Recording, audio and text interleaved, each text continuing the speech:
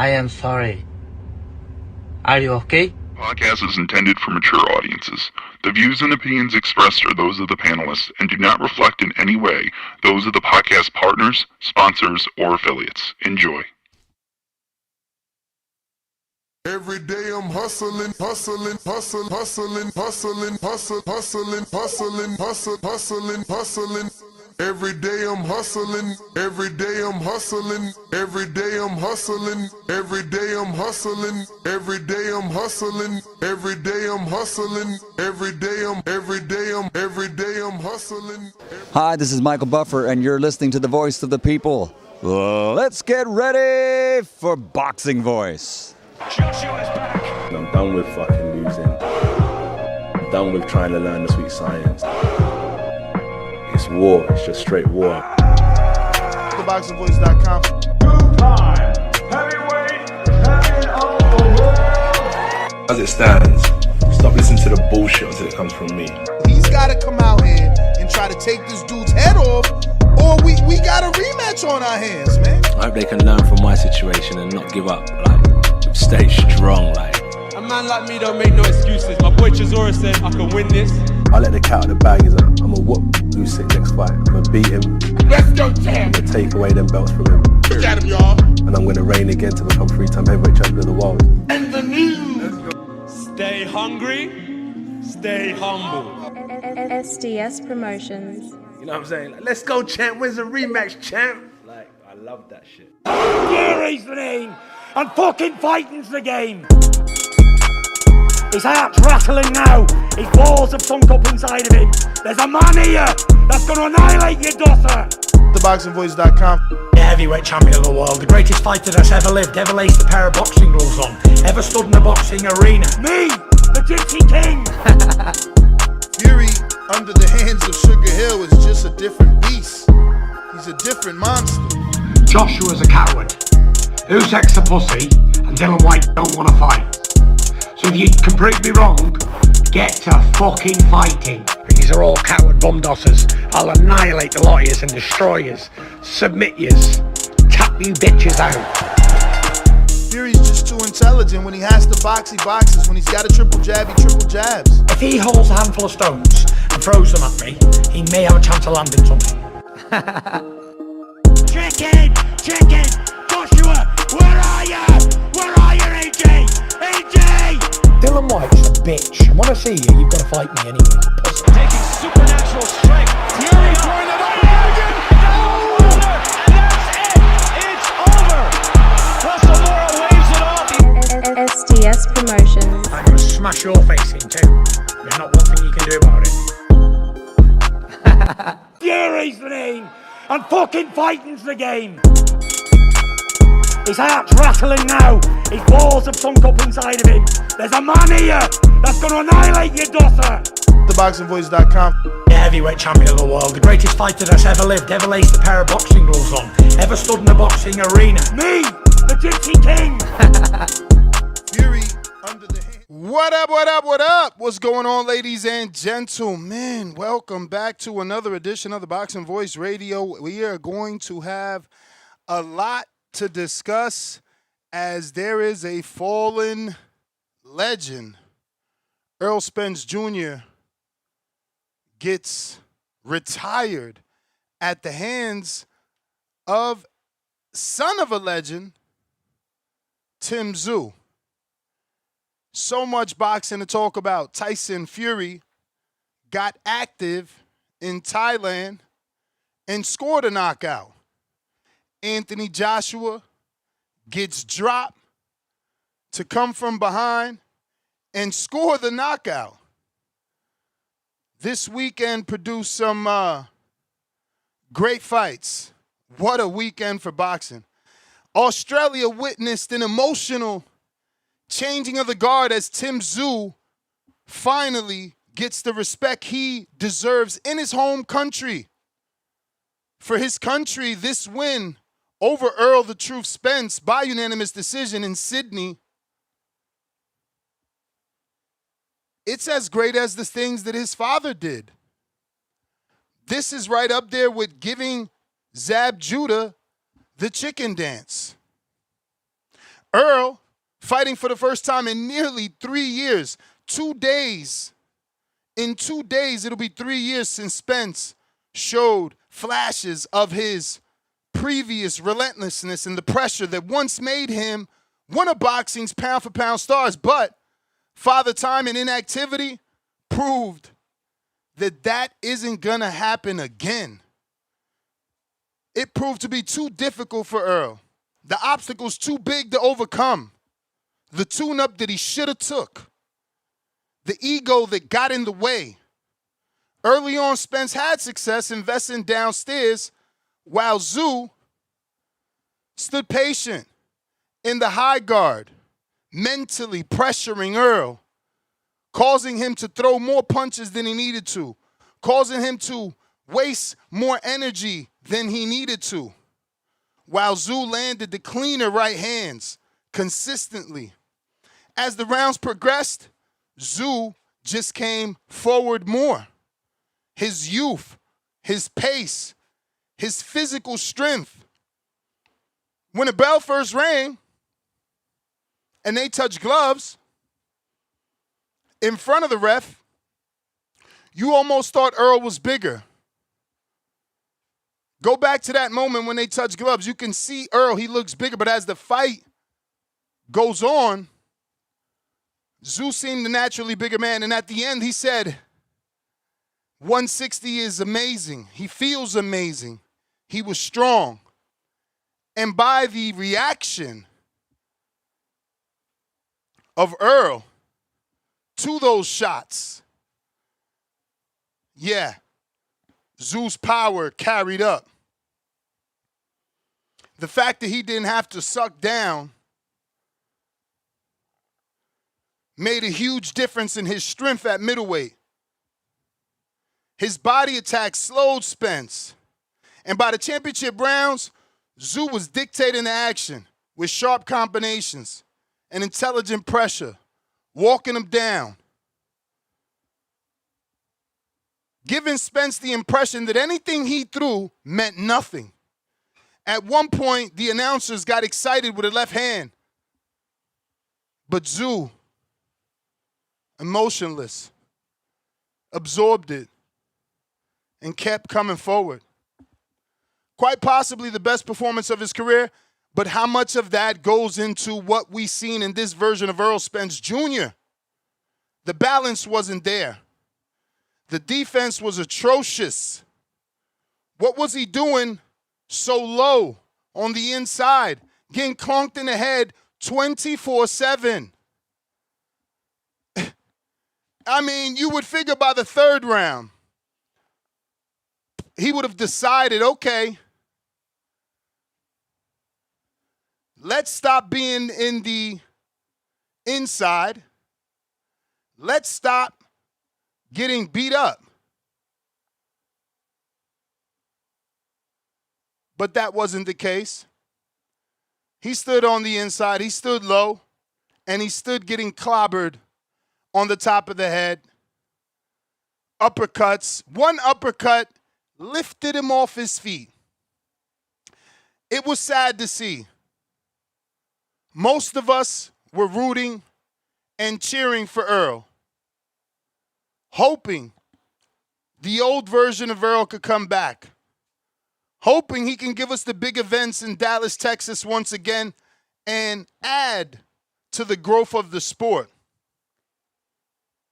But the judges had it another way. 118, 110, 117, 111 twice for Tszyu, who immediately called for the world title next versus guess who? PBC fighter. Older fighter, the PBC way, Erislandy Lara. Much like Fundura, who chooses the older versions of fighters. Tszyu is choosing another older version of another legendary fighter, in Erislandy Lara.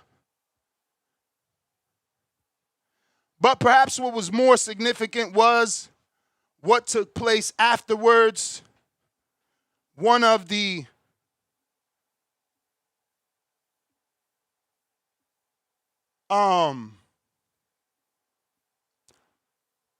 saddest moments for us as boxing fans, you know, because I didn't think Earl looked like himself, and he got hit a whole lot.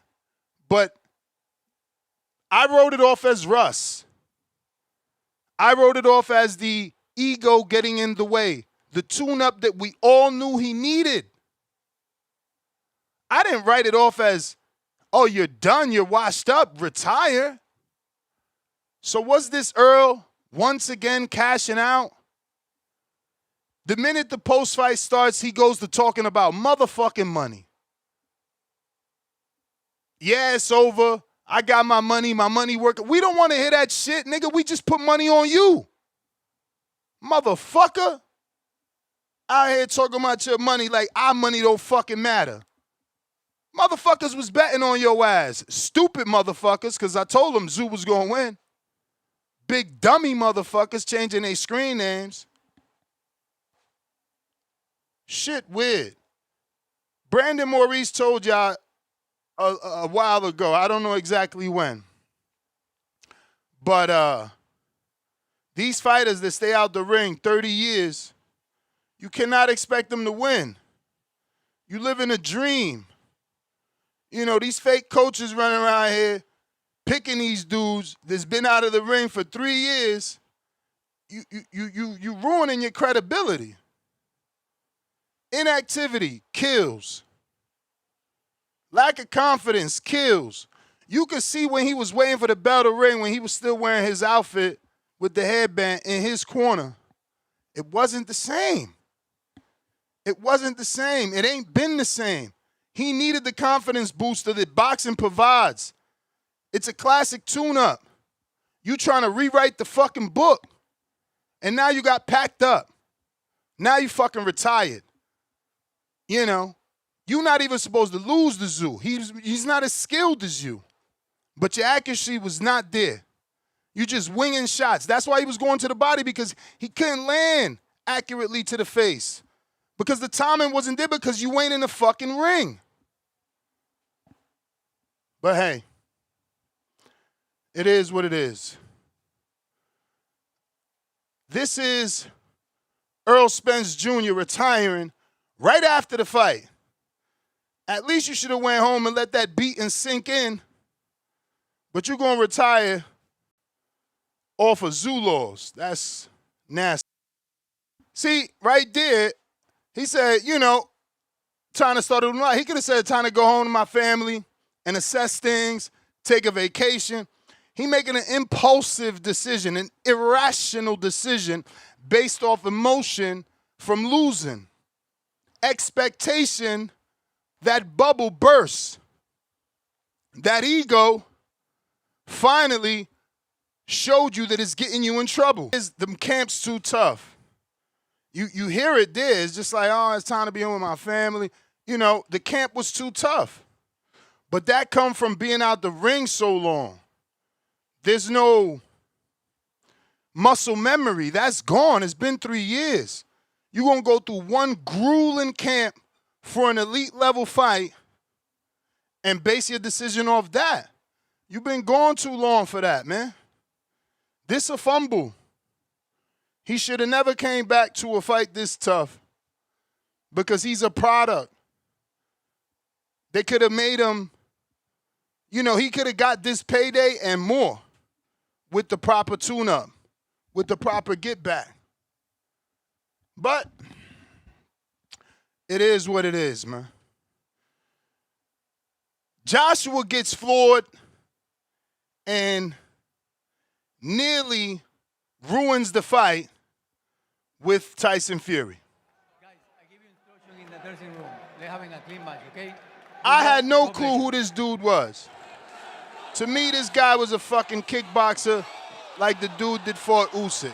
But somehow, he slid that uppercut in that you seen right there and drops AJ. Short, compact, little uppercut, dropped AJ. Salute to AJ, though. Because, you know, I wanted to count him out, but the motherfucker's a gangster. Look at him. Holding on for dear life, trying to get himself back together. You know, clinching his heart away, which is what you do when you're injured.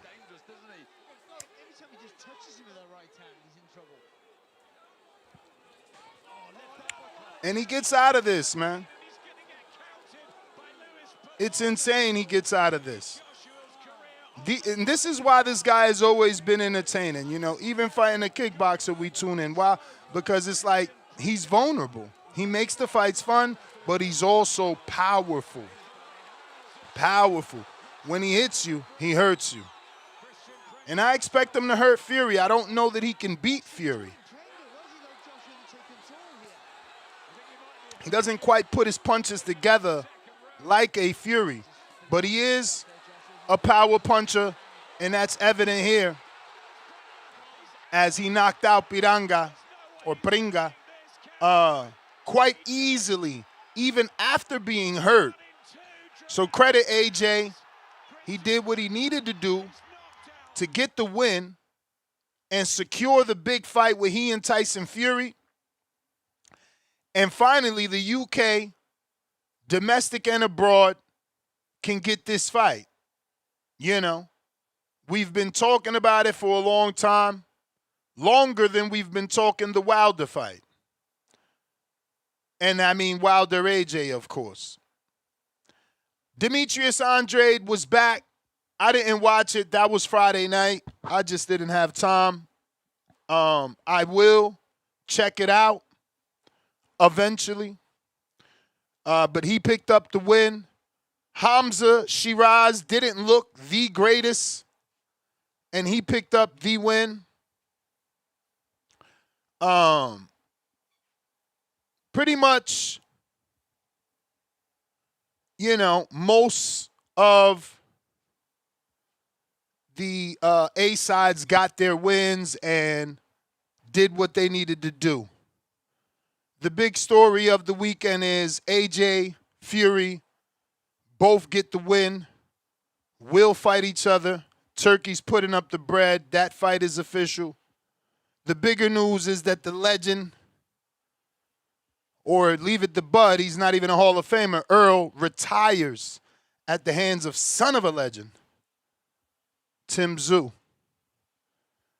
We had a couple shakeouts with Andre. Oh, yeah, Kelly. Kelly was in a fight. Kelly looked good until the blood. But goddamn, he was throwing some combinations, right? He was really letting them hands go. I was actually impressed to about the 6th round.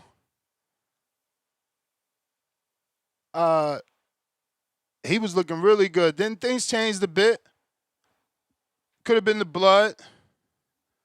But his speed, man, I didn't see that speed with, what's his name? Abraham Lincoln, Baranchek, no. Bakram.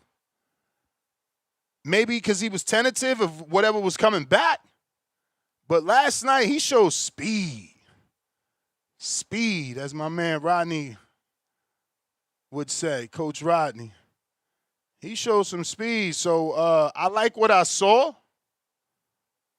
He didn't show me he could beat Boots, though. And I don't think we were going to see that last night or ever going to see that. That might just be one of those things where he's got to upset and prove it. But overall, good week, and it ended up being better than what I expected. I thought Joshua would be an easy tune-up fight. And instead, we got, a knockdown, a little bit of adversity coming out on the other side of that. The post-fight interview got very personal. He got teary-eyed when, saying that he did it in the name of his brothers that passed away. Overall, good weekend, man. Listen, phone lines are open. I'm having a barbecue today. Shout out to those that are showing up. Just bought my grill early this morning. I literally walked to Home Depot. Y'all don't want a fucking six-pack, pussies. I walked to Home Depot, had my wife meet me there to put the grill in the truck, man. Y'all don't really want this life, man. It's not what y'all want, man. You don't want to walk around with your shirt off and your lady washing her panties on your motherfucking stomach. It's not what y'all want. But, yeah, I had to make sure I get these steps in because we're going to have company over. You know the kid coming out his shirt at the poolside. You feel me? I ain't even eat. Trying to stay as slim as possible. But we still on the treadmill. Get them extra steps. You feel me? Extra. Phone lines are open. I'm saying all that to tell you I'm not dragging my feet. I got hella shit to do. So if you want to call in, you want to talk some boxing, you want to let us know how you feel about Earl retiring, Joshua getting dropped, coming from behind, getting a stoppage, Fury also stopping Voxer, and we didn't expect on Thailand off air, Boo Boo getting the win, Hamzah getting the win, Kelly getting the win. Phone lines are open. King Born, what it do? First caller of the day. Hey, yo, good morning, good morning. Hey, yo, listen, man. Don't hold me back, Ness. To me, this was the worst weekend in boxing last 5 years. I'm going to tell you why. We had the Philly brother, Middleweight, eating mad cheesesteaks and all that. How the hell you supposed to come in at 130 and then they changed it to 133 and you still don't make weight? You coming at 139.5? What the fuck you came there for? Waste that man time and waste your time. Didn't get paid, right? Number two, the Tyson Fury, he fought Marius Wise, 48 years old, the grandpa. Come on, man. He was struggling with Marius Wise, right? Shout out to Paul Fleming. Shout out to Ahmed Redder. Yo, great fight. Great fight. Shout out to the homeboy from Australia that knocked the Dominican dude out. Great fight. But you know what my beef is with y'all, live chat, power chat, and I'm gonna scream this shit, live chat, power chat. What the fuck was that AJ fight about? You mean to tell me, y'all call him Prenga, I call him Pringles can, right? That man came in the first round, hit AJ with an uppercut, dropped him. The man was manhandling AJ, threw him against the ropes, slammed him, 3 knockdowns, letting his hands go, boxing beautifully. AJ getting up, that stupid ass, cheesy look like, you know, like smiling and shit. Whenever he get hurt, he starts smiling and laughing, right? So how in the hell in the second round, a man that was destroying AJ throw no punches, go into a high guard, and just back up and let AJ this knock why him I out? get aggravated.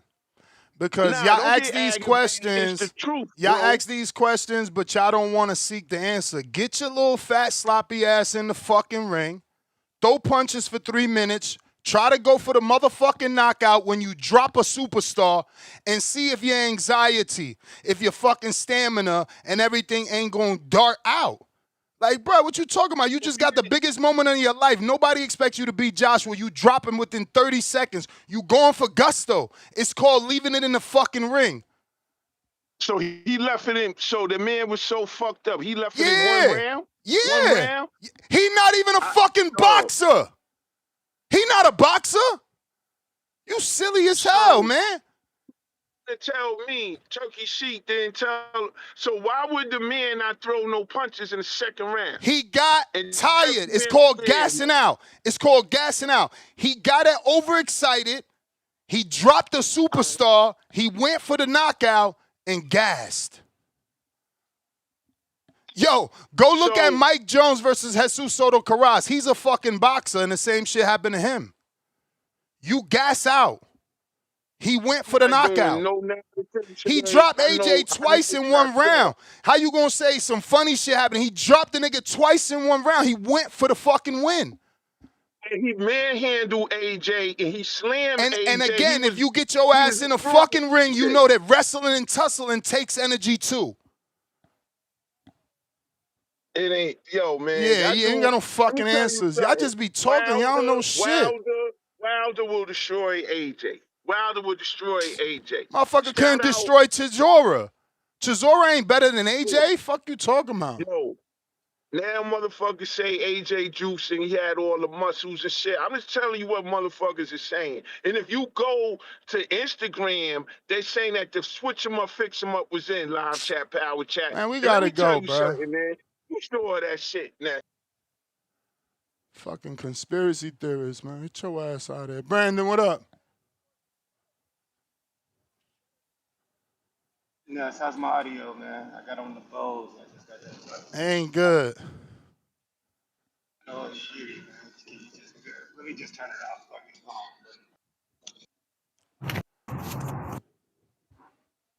How about now? Do I sound better?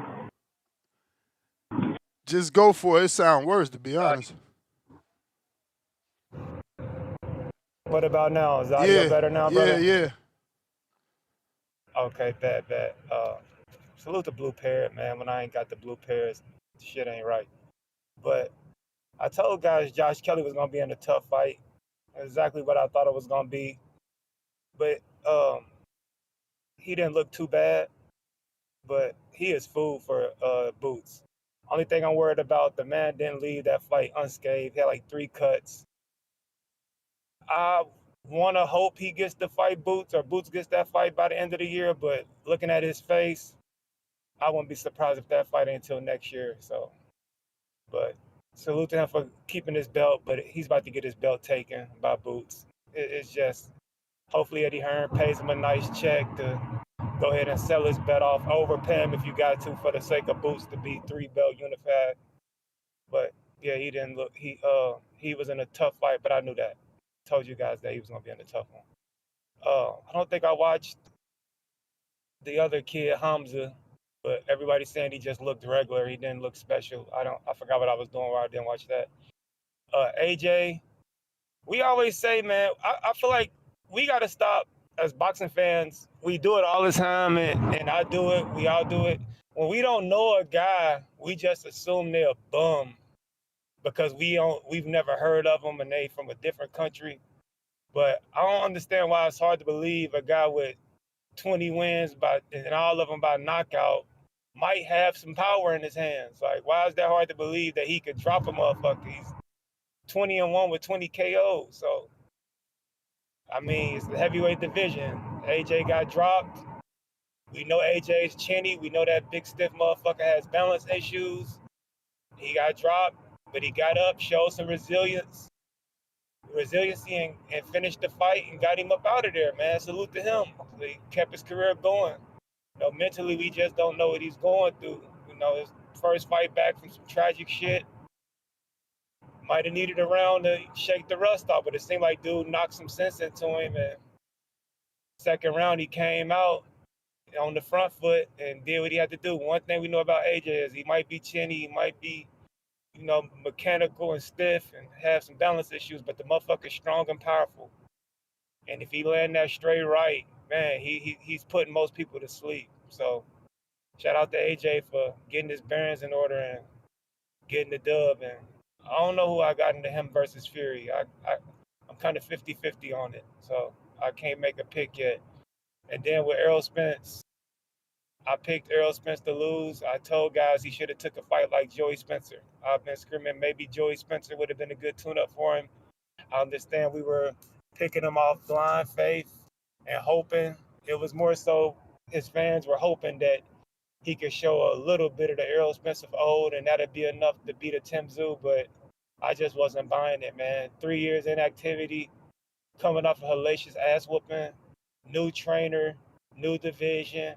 The odds were just stacked against him. And he did what a guy that was inactive for 3 years does. He came out guns blazing, started off fast, looked good the first 3-4 rounds, but then had a energy dump, and from like round 5 on, it was just all Tszyu. So salute to Errol Spence, man. His career will go down as a very good fighter. A what if story, you know. My definition of his career is gonna be a big what if with him. I don't think it's a Hall of Fame career. I don't think he was an elite, it is an elite type career, but it was a very good career. But it's a what if. Like, what if he didn't get in an accident? What if he didn't have some of the out of the ring issues with the substance abuse, stuff like that? So that's just my take on that. Shout out to Tszyu for doing what he had to do to get the win. He did what he was supposed to do against a guy who's been out and had some injuries and stuff. But that whole card, Ness, is just a testament of what like the PBC has dealt with their fighters over the years. You got one fighter couldn't get over there because of some legal issues. You got one fighter who wasn't focused and couldn't make weight. And then you got the other fighter inactive, out of the ring for years on end. Just every American on that Australian card just is a prime example of everything that's been wrong with PBC over the past few years. Inactivity, out of the ring issues, and guys that ain't really focused on the sport, they focused on other shit. And it all came to a head yesterday with Jamal not being able to get over. I don't know what Fulton needs to just go ahead and open up a clothing store. He's more concerned about his drip than any fucking thing else. And then Errol Spence just being so inactive over the past few years. I've said this shit time and time again on this show about the PBC and how they fighters just conduct themselves. And we seen it firsthand yesterday with this card. Like, this card went to shit, essentially, for some of the reasons I just said. But all in all, it was a decent weekend, not even weekend, decent Saturday night, because we still got fights today. I think this Zuffa card is going to be a low-key banger, bro. I think we're going to get some nice fights on this card. So it ain't over with yet, man. We still got Zuffa today, and hopefully we get some bangers with that one. But salute to AJ and Kelly and Hamzah and Tszyu, all the guys who got the wins and shit. I'll let you get to the other callers, brother. Protect your mental health at all times. I'm out. All right, champ, you the man. Rich, oh, what up? Yo, Nuts, what up? Top of the morning. Hey, let me get my croak, man. Yes, sir.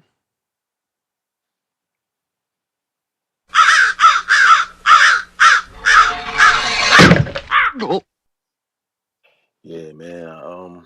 I feel like Errol Spence, he was doing good the first 2-3 rounds, and that ref was on bullshit, talking about loses low blows. Like, he was fucking my nigga Errol's focus up. He really stopped. I feel like he abandoned that body, because he was doing good body work. But nonetheless, though, man, shout out Errol Spence for going to Australia. You know, you look terrible, but hey, man, you a warrior, and I salute that and I respect that. You know, Errol gonna go down as one of them guys.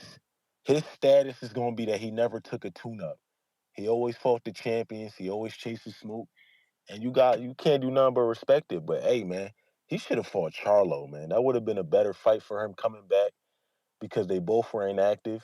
You know, Tszyu was a live dog, and yeah, but AJ, I like AJ getting back up and knocking that dude out in the second round. I love shit like that. I don't got a problem. This heavyweight. When heavyweight, bro, niggas hit hard in the heavyweights, bro. You gonna get dropped by a punch. If you take a punch clean, you gonna get dropped. Word. Feel me? So he got up and stopped him in the second round. Come on, the second round, that's some shit right there. But I'm happy we getting that Fury fight, man. King Born on some bullshit saying Wilder will beat AJ. Is he fucking crazy? Mm-hmm. That nigga will AJ will he'll probably knock him out in the first round. Like, come on, man, you gotta stop that. But Bruh, is the dudes is you know, the nostalgic with Wilder. I'm not gonna say obsessed. It's nostalgia with him, you know. That shit been settled. It's been over for the last almost decade, bro. He ain't been the same since that fucking Fury fight. Not when the dump trip, not a decade, but 5 years at least. But Josh Kelly, you know, let's see if he takes that Boots fight. But then again, it's gonna be financially good for him to take that fight, because you know Boots is a star now, so they're gonna pay him nice for that loss. And Hamzah Sheeraz, man, he gotta go see Lester or one of these dudes, man. Diego Pacheco, what you think about that fight? Diego Pacheco or Sheeraz? I got Diego Pacheco outboxing Sheeraz, man. I think don't he got know. the I mean, tools I to do know Shiraz ain't looked the greatest last night, but you know, it could have been the opponent, not a name. Pacheco's a name. You know, some Yeah. people get up. Styles make fights though, man. Styles make fights, For man. sure. But who else? Yeah, Boo Boo Andrew got that first round knockout. I think it was the first or second round. But Oh, that's he good. looked good. That's gonna make it Yeah, he got easier it. to watch because I ain't watched that Yeah, yet. yeah. It ain't a drawn out. Yeah, it's a quick fight, man. He figure him out, get him up out of there like he supposed to, man.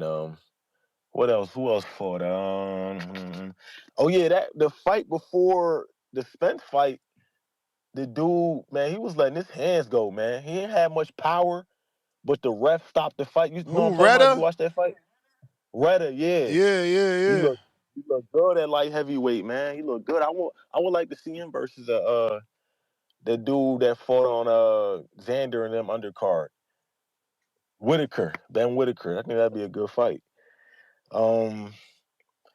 Yeah, man, I ain't got much else, man. It was a decent fight weekend, man. That was a decent fight weekend, but appreciate y'all, man. Appreciate you, Ness. All right. Yeah, I mean that's crazy. People saying decent. I thought it was really good. I don't know. Maybe it's the name value. You know, we got all the names to get active. Then we got, like I said, we got AJ to get dropped and come from behind. That's always exciting. But phone lines are open. Discord available. X Spaces also available. Cam Dog, what up? Salute to the panel, y'all boys. Y'all, you can hold on. You can hear me, Ness? We hear you. Yeah, man. I want to start by talking about that fucking Paulo Abuso fight, man. I feel like that was the performance of the night if we talking about on the Spence card. Who, the Australian that got the knockout? Yeah, the 10th round knockout, bro. That one-hitter quitter. I mean, I had him. He was all right. I feel he was fighting an undefeated dude. So, the dude had nuts. He had some power. I want to say he dropped him in, the 6th round or something.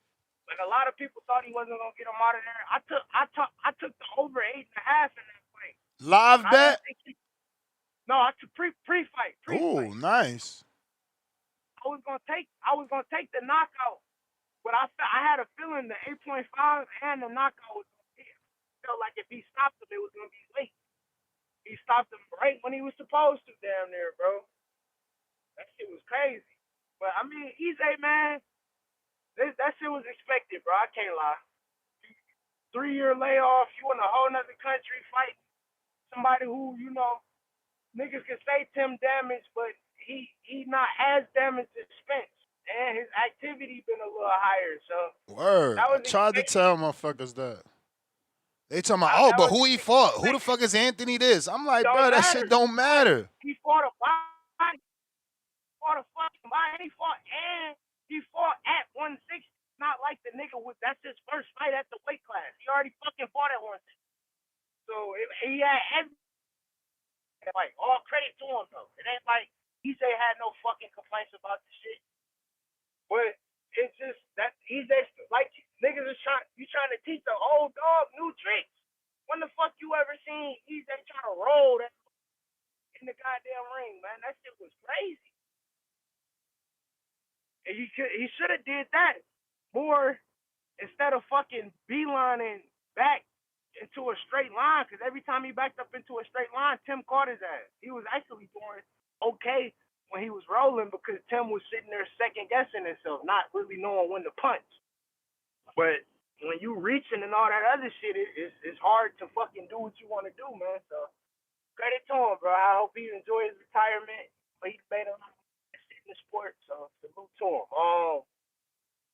AJ, yeah, I don't like the last caller said, bro. I don't really look too bad on that fight because, like they said, it's heavyweight and it's not. I more so give credit to AJ on the fact that we've seen AJ get dropped and his ass to get gunshot, bro. He got back up and immediately fucked him up like he was supposed to, bro. So I give him credit for that. I wouldn't give him like no A performance because he did get dropped, but I give him like a B. He still B. He still did what he was supposed to do. Shit, it's Zoo for today, ain't it? You know it. Tonight. think that Tyson Davis dude gonna lose, bro. He too damn big, bro. It's a dude. It's a Tyson Davis versus a mid-high Nister, and they saying mid-high Nister knocked out Anthony Joshua in the amateur back in the day, and he fought Usyk. I might just throw some money on him. I see he was plus like 400 earlier in the week. Now he plus like 140. Heavy money that came in on him. I think I'm about to get in with it next. But shit, Tyson Fury, his performance was straight. You know, he did what he was supposed to do for the dude who was not on the same level as him. And, you know, he showed them. It took him. That's why I don't really get too mad at AJ, because he got dropped. He still stopped the dude in the second round. And Fury, although he didn't get dropped, it took him 7 rounds to get Buddy up out of there. So it's like you gotta get all that shit from all angles, man. Yeah, man, we got some good zoo for him today, man. I think I'm going Richardson Hitchens by stoppage, bro. Something telling me the IBF at fucking 140 was fucking him up for too long. He about to be in the ring big as hell. Dad, fucking immaculate tonight. Got a strong feeling, bro. They shot my score in that bitch. Liking, he gonna get. That's all I got for the call, man. What's the panel, man? Watch the boys. Shout out to y'all, man. Y'all keep it going. Keep it pushing. All right, champ. Appreciate you. We got Fats. What up? Yo. What up? What up, man? What up, man? Hey, ain't nothing happening I ain't think was gonna happen, bro. That's why I'm mad they ain't put this shit on DraftKings, bro. FanDuel or nothing, bro. That was easy money, bro. I heard everybody calling last week talking about Earl gonna win, bro. Y'all was betting with y'all heart, bro. Not with y'all eyes and y'all mind. He wasn't gonna win that fight. I mean, he looked exactly like a person that was off a 3-year layoff should look. I mean, just slow, reaching, you know, and he couldn't take a punch, off balance. I mean, it's just I ain't see nothing that I didn't think was gonna happen. I ain't see nothing I didn't think gonna happen. But other than that, Joshua comeback. Joshua still chinny. I mean, I like Joshua, but I mean, he just get knocked down off of anything, man. I just like, god damn, bro, like. Bro legs weak as a motherfucker, bro.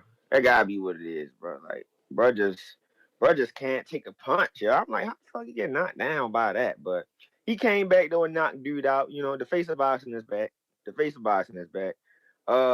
Tyson Fury is fucking garbage. I've been saying this for so long. He fucking trash, yo. Like, he just sorry as shit, yo. Like, I'm telling you, bro. Yo, if Wilder ain't lose, bro, like he wouldn't have no claim to fame. No claim to fame. And I remember you gassing them up, filling them up with octane, talking about he better than Ali and Mike Tyson. You really were saying that shit. At one point. I can't believe you was even disrespecting the boxing like that. Comparing this motherfucker to Ali and Tyson, he's garbage. Fucking garbage. AJ gonna knock his ass out. Well, I ain't gonna say knock him out. He got a chin. AJ gonna fuck him up. AJ might get dropped because he's just clumsy as a motherfucker. But Fury is trash, bro. Like, seriously, bro. He's sloppy. He's slow. He just ass, bro. Like, I don't know what people were saying in him, yo. Like, never put together a year of dominance in the sport. Never put together 3 good performances back to back. I mean, unless he fought Wilder. That's the only time. That's the only time he had 2 good fights in a row. I thought he lost the first fight any fucking way. But that's neither here nor there. Tyson Fury just ass, bro. He ass, bro. And I ain't gonna lie, bro. I mean, ain't nothing on TV tonight. I just might get Paramount free trial. You get what I'm saying? Ain't no football on, ain't nothing for me to watch. Jufa just might get a new viewer in me tonight because ain't shit on. But when that football start, you kiss that shit goodbye. You kiss that shit goodbye. I ain't watching no goddamn boxing on Sunday night when I got football on. I don't give a damn if it's the Jets versus the Browns. I'm watching it.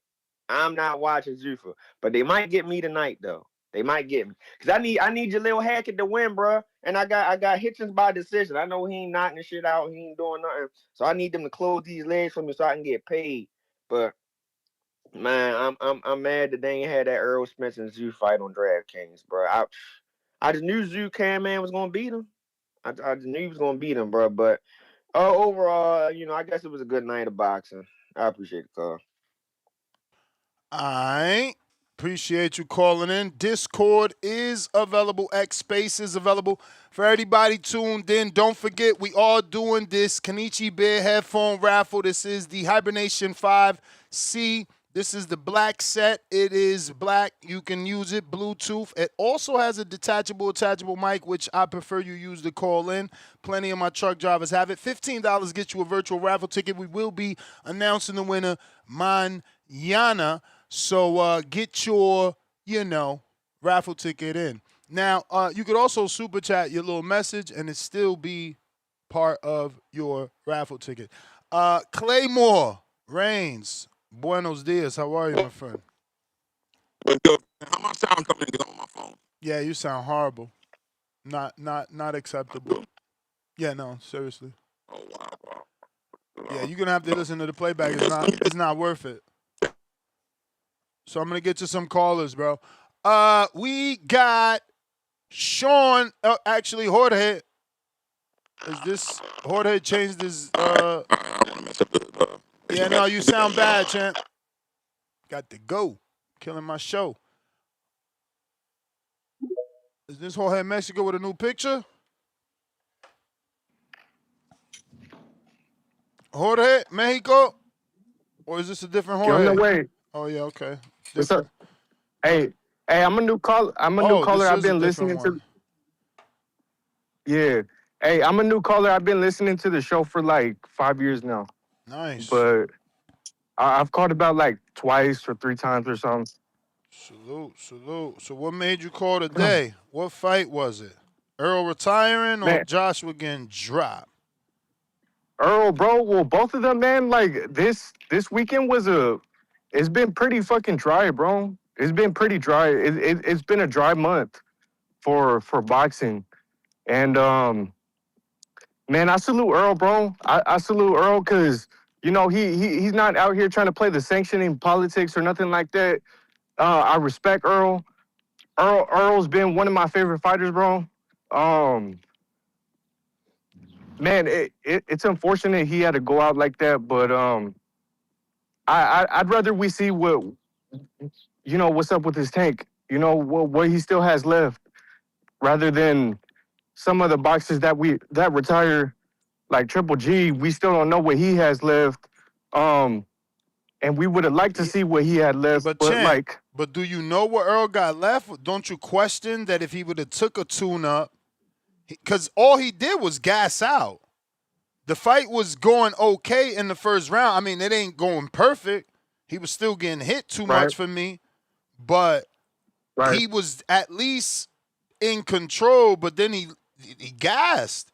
And that comes from fighting that high-level fight, fighting a high activity where you letting your hands go, because he was letting his hands go. But how long you ain't done that? How long it's been since you've been the bully? You don't even know if you got the stamina to be a bully, and that's why he was on the fucking back foot. That shit looked crazy, Earl on the back foot. But that comes from not having that tune-up. And that was a good test to see what he got left, though. Like a lot of other people would have. Too big a test, though. It's too big a test. They should have gave him something less, and he would have been. He would have got the win. It would have built his confidence, and then he'd had a second camp, bro. You trying to go in there with an elite level fighter or a championship level fighter or a world class fighter, or for 3 years off and no camp, one camp? That was stupidity. But it sounds like he only wanted a payday. It don't sound like he really wanted to keep fighting. I don't agree, man. Respectfully, I don't agree. But like I said, it was not seeing him back. Also, Joshua Prenga, bro. Yeah, how do I put this? Damn, I lost my train of thought. But yeah, it was a good weekend of boxing, man. I can't complain. It was a nice refresher for like the whole month, bro. It seemed like the whole month wasn't really anything like that, you know. Nah, I hear you, man. But yeah, that's my call, man. I thought I'd call in after all these years. It was a nice refresher. Appreciate you. That was the playback. I'm sorry. You said you thought you call in after all these years of what? After all these years of listening, and salute TBV. Hey, shout out Sean UK. Shout out what's that other food name? From the he sounded like he from the DR or something. Who? Papandero. Oh, he's from France. Yeah, hey, shout out to them, man. I really enjoy listening to them, and you know, I hope to be a caller, like daily caller. Salute TBV. That's it. Appreciate you, champ. Appreciate you. Discord available and it's free to use. We got Sean in the UK with the counterpunch. Salute for the support. Big Herm Show, first super chat of the day, $2. Earl, AJ, what the hell? Let me see. Earl, AJ, Fury, Cool Boy are all done. Sunrise and set. Damn. We got Joshua, member for 28 months on the prospect level. Fulton is done. Tszyu. He lucky he ain't fight, because I'd have been 2 for 2. Earl losing and Fulton losing. Fulton was about to get packed up. Scarborough DM'd me and showed me that he was sparring with Liam. And he was like, yo, I'd have took the fight on 1 day's notice. So I guess he had a good session with Liam is what I'm trying to say. You feel me? We got Mad Bet 100 from the Caribbean. Daily dose of Tanquil. Spence did more than expected, but less. Tim was underwhelming.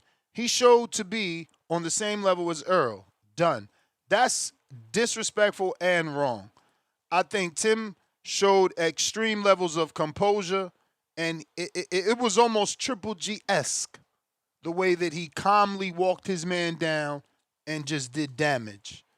I don't know. There's a lack of appreciation from boxing fans for what they see, and, you know, that's probably because we don't get in the ring, bro.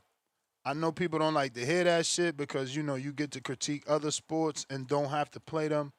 But that's actually not true. We've all, for the most part, have gone through the Pop Warners and the high schools and the elementaries, you know, school teams and things of that nature. I know I played hella ball. I had hoop dreams. I was in 3-man leagues, summer tournaments, high school basketball teams. You name it. I bought strength shoes. I thought I was going to be Jordan, bitch. Clay, what you at? Working somewhere with the... Nah, I'm at my boy's crib in Jersey. I'm going to that Zuffa event. Okay. So I'm a boy. So I got the laptop. I try to be out by the pool on my phone. That's not a bad... Crazy. I was expecting to have that mic sound so much different. It don't sound bad. That's all right. Nah, it sounds good, bro. It might be the MacBook too. The MacBook, because I know the Ecamm is good with the Mac products. So that's probably what it is. I try to do it on my phone, which is iPhone, but it is what it is. Hey, man, this weekend was an interesting weekend of boxing, bro. It was interesting. I think it was interesting on the back end of what comes after that. By the way, did you get an opportunity to see that Anthony Joshua card or just the fight? Just the fight. Well, no, I watched Sheeraz and Kelly, and Rita. Rita with the braid. Think about the lightweight? the battle of the braid. That shit was funny. What is that called? A shag, and then they braided it. Yeah, man, they got a whole energy out there. That's a whole little trend out there that they rocking with. That's that energy. It feels tribal. That they doing. Yeah, that's what I'm thinking it is. I'm feeling like it might be like culture, like tribal, like to that Yeah, culture. like, But you know, because, they like Samoan type, not Samoan, I'm wrong there, but they like, chill, don't do it. yeah, you're right.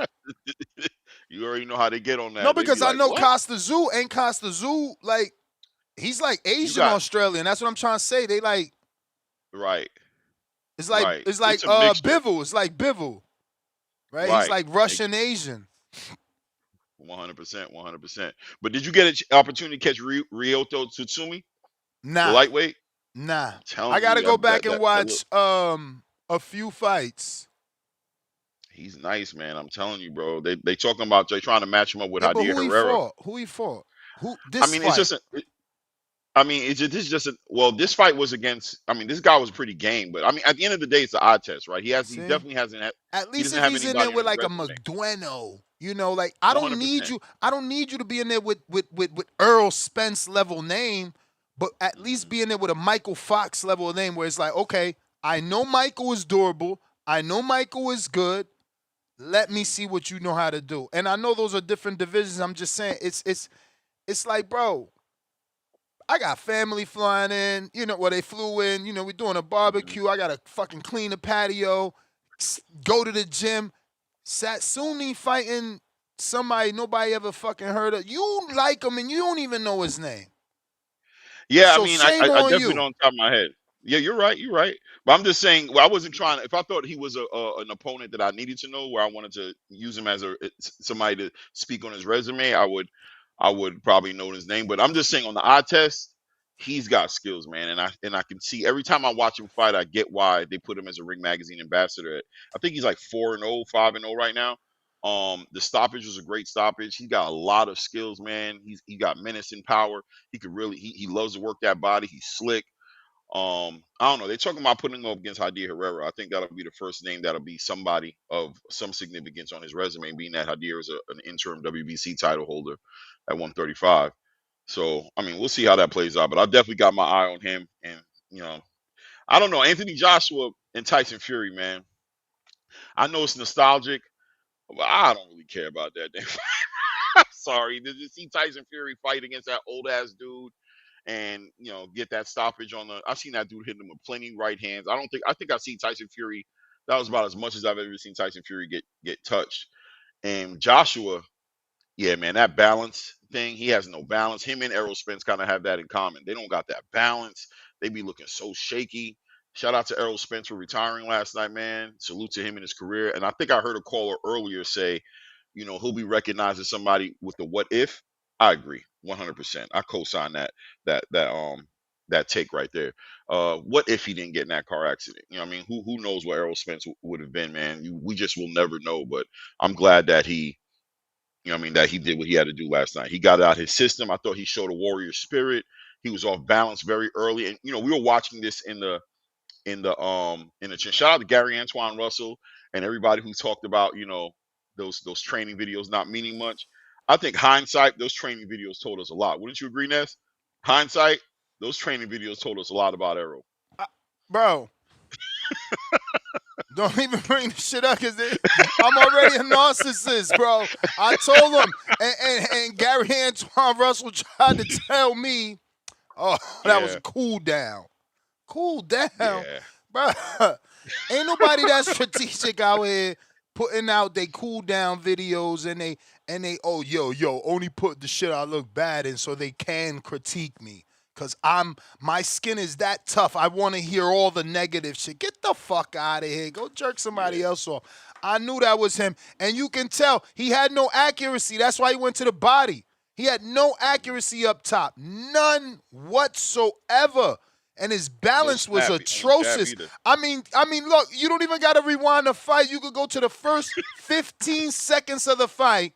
He throws a jab in the left to the body and almost fucking does a 360. Yeah, he reached. It's fucking crazy, with bro. That left hand. Bro, he was reaching with that left hand. Stupidity. All these dumbass Errol Spence fans calling in here year after year. Big fish. no tune-up. No, now you fucking see, you big dumbass followers. Y'all some stupid fucking followers. And because Earl say no tune-ups, y'all think it's smart. No, that ain't smart. That was chipping away at him every fucking time. A tune-up is necessary. You ain't greater than fucking Sugar Ray Robinson. You ain't fucking greater than Jake LaMotta and fucking Jack Dempsey. These motherfuckers was fighting kitchen soup workers. Because you got to get tuned up. Even Oscar De La Hoya fought Stevie Forbes, man. Motherfucking Mayweather, who he fought after Gotti? Sean Bay Mitchell. Fucking old stupid motherfuckers. But that's what God do. He gives stupid motherfuckers opportunity to make stupid decisions so we can see their stupidity and not do it. Church. No, I think it aged. It didn't age well for anybody who said that training footage didn't tell us what we were looking at. You know what I mean? Like, but even me, I was optimistic. I said, listen, man, I'm not there for the whole camp. I'm just seeing video footage or whatever they're choosing to put out there. I don't know, but I mean, listen, man. Sometimes if it walk like a duck, if it quack like a duck, you know what I mean? It just is what it is. What you saw is what you got with Errol Spence last night, 100%, man. Hamzah Sheeraz and Josh Kelly. Ew. You guys ain't listen. The fights were right? But Josh Kelly, yeah, he's gonna lose that belt to whoever he fights in that top 5. If he fights Sebastian Fundora, if he fights Virgil Ortiz, if he fights Jerome Boots Ennis, I mean, I think even Madrimov is gonna give him a fit and take that belt off of him. So he needs to go at the biggest bag of money, make his money, make it count. Show and prove. Feel free to show and prove and upset the odds if that's what you got in you to do that. But do not fight another. You almost lost your belt last night, brother. You almost lost your belt last night to a nobody, brother. You talking Get about your Hamzah? ass in the room with it. Hamzah? No, I'm talking about Kelly. I'm talking about Josh Kelly and Hamzah. Both I mean, why? I feel like he was under control Hamzah, for like the first 6 rounds pretty easily. Yeah, but and boy, combination punch. I thought maybe I need to go back and watch it because I ain't gonna. I did fall asleep. I would have to wake up. I even did a thumbnail. I was gonna go live, and the minute we came back, because again I got family over. The minute we came back from eating, you know I got that itis. I'm like, oh, I ain't going live. I'm watching this from my bedroom, and my bedroom turned into sleep.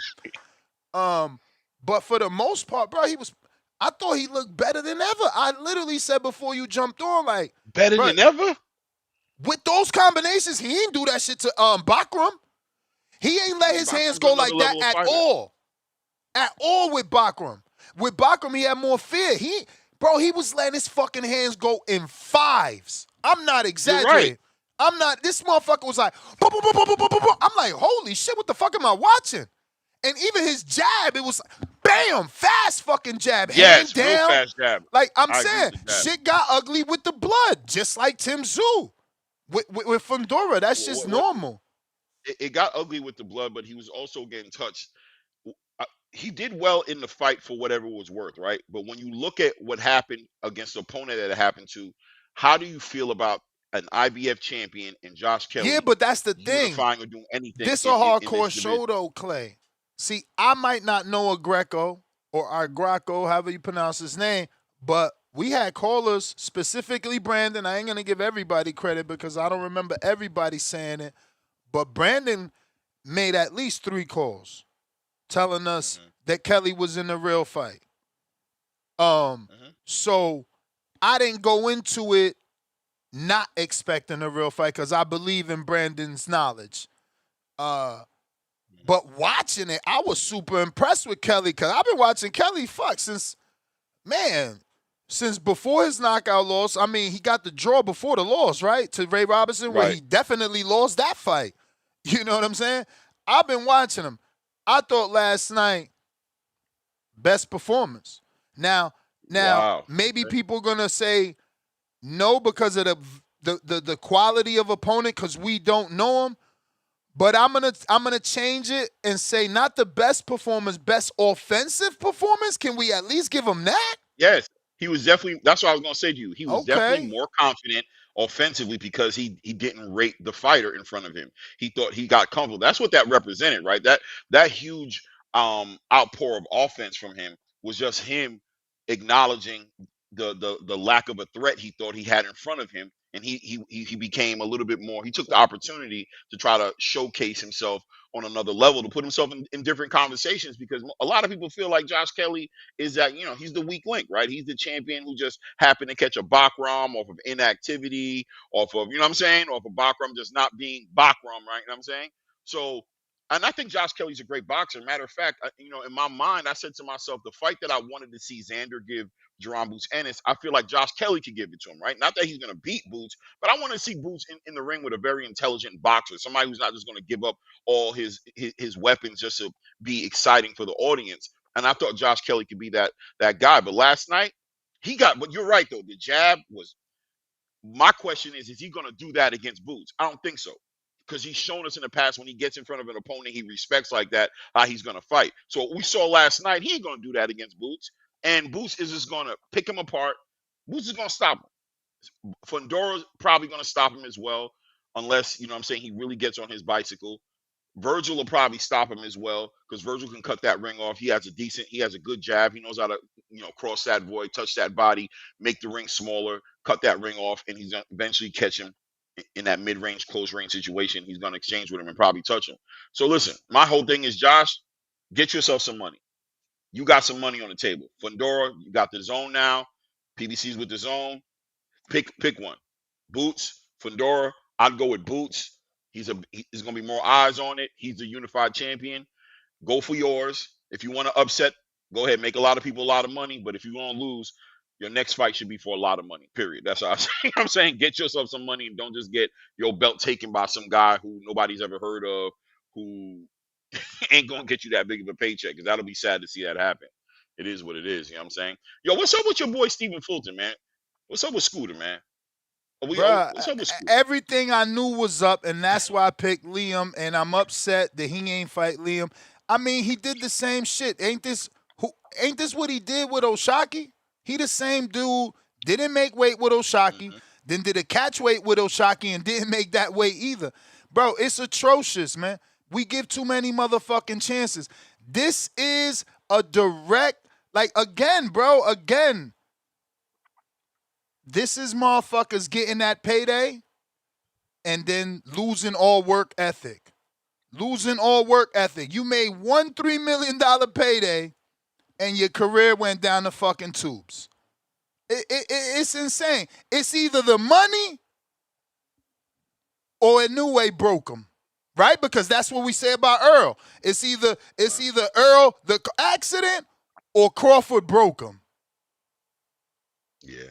I think it's a combination of everything, right? Without a doubt, cutting weight. Listen, you talk about it all the time with Devin. There's an art to it, and there's a respect you got to give the fighters who stay that disciplined and make the weight and commit to the sport that way. Not everybody's built like that. And I think Fulton's shown that he's not built like that. I think that his motivation is completely gone. And mentally, this man is not tapped into boxing. He's tapped into the financial, advantages that are there. He sees money and he gets interested and he commits to things, but he's committing to things he can't follow through on.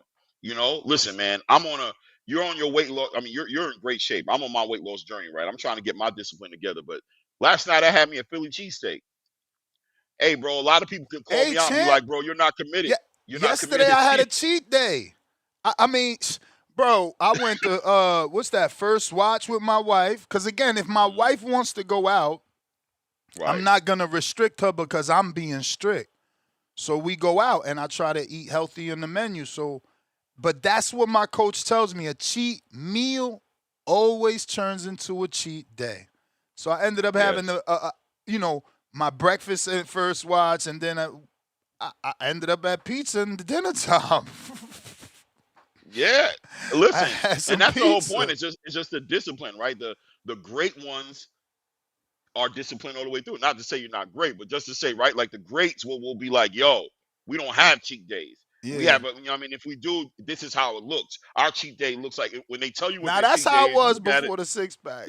But you're looking at them like, I got here now. I'm like, man, I gotta get a little shunting. I even had an ice cream last night, but that's why I woke up so eager to work out today, because it's I went ham last night. I even went to Bro, there's this Sunday spot out here that we only went one time since I came back. So my family flew in, and I'm like, this is the perfect opportunity to blame it on, being social. You being social, man.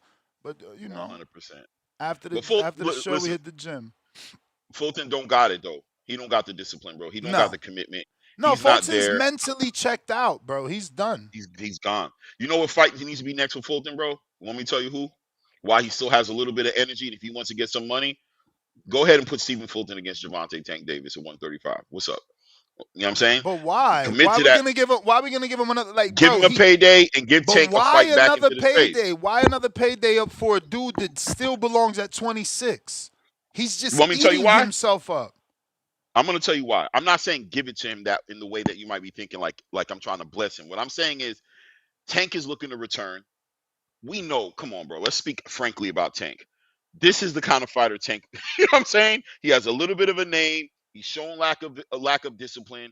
It's a DMV fight, Philadelphia, Baltimore, no belt on the line, and the PBC can put this together. It's in-house.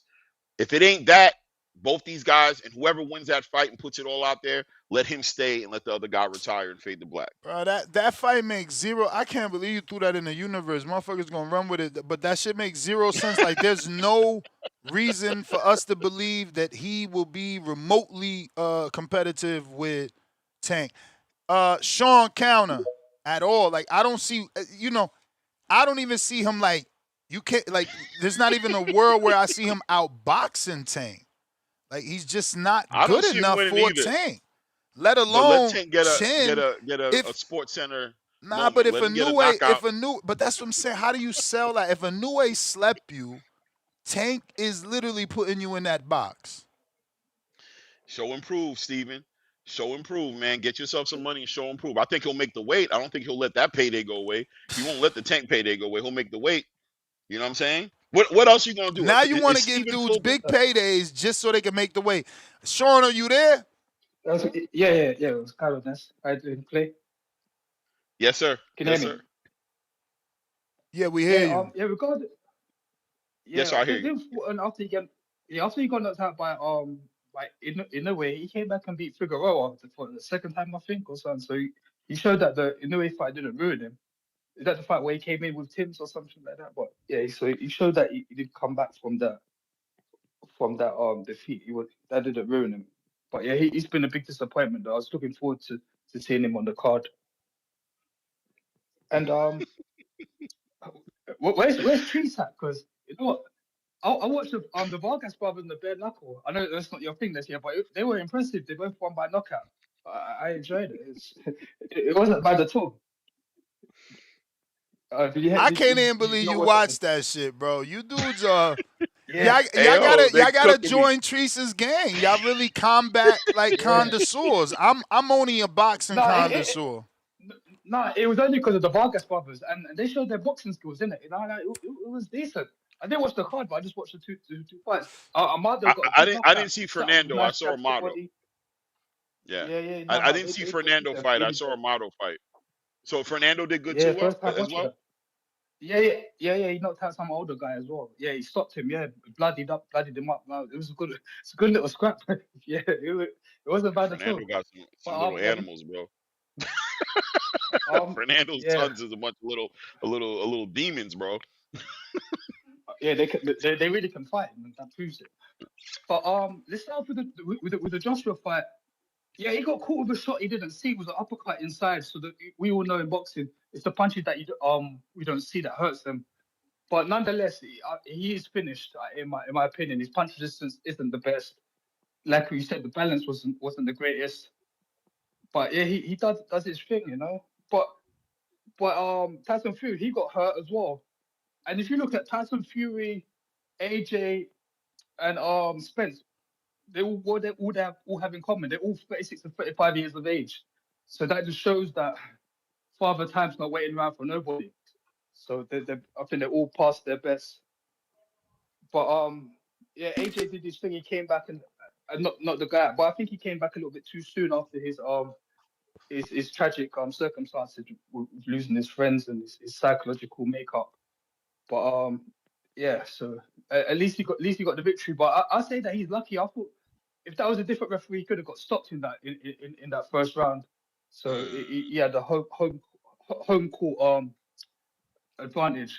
So I just knew that the ref is gonna give Josh all the time in the world, and that's what he did. And I was very thankful for that as well, to be honest with you.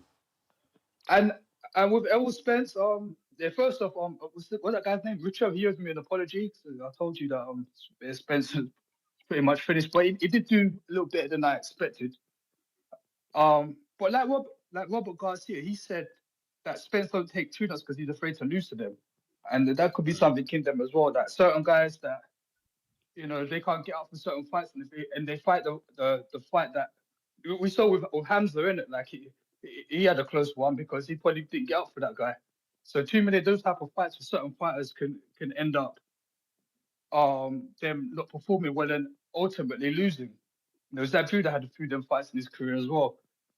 Fights that you can't really get up for. But I think Spence, yeah, like what you said, there's his stamina went.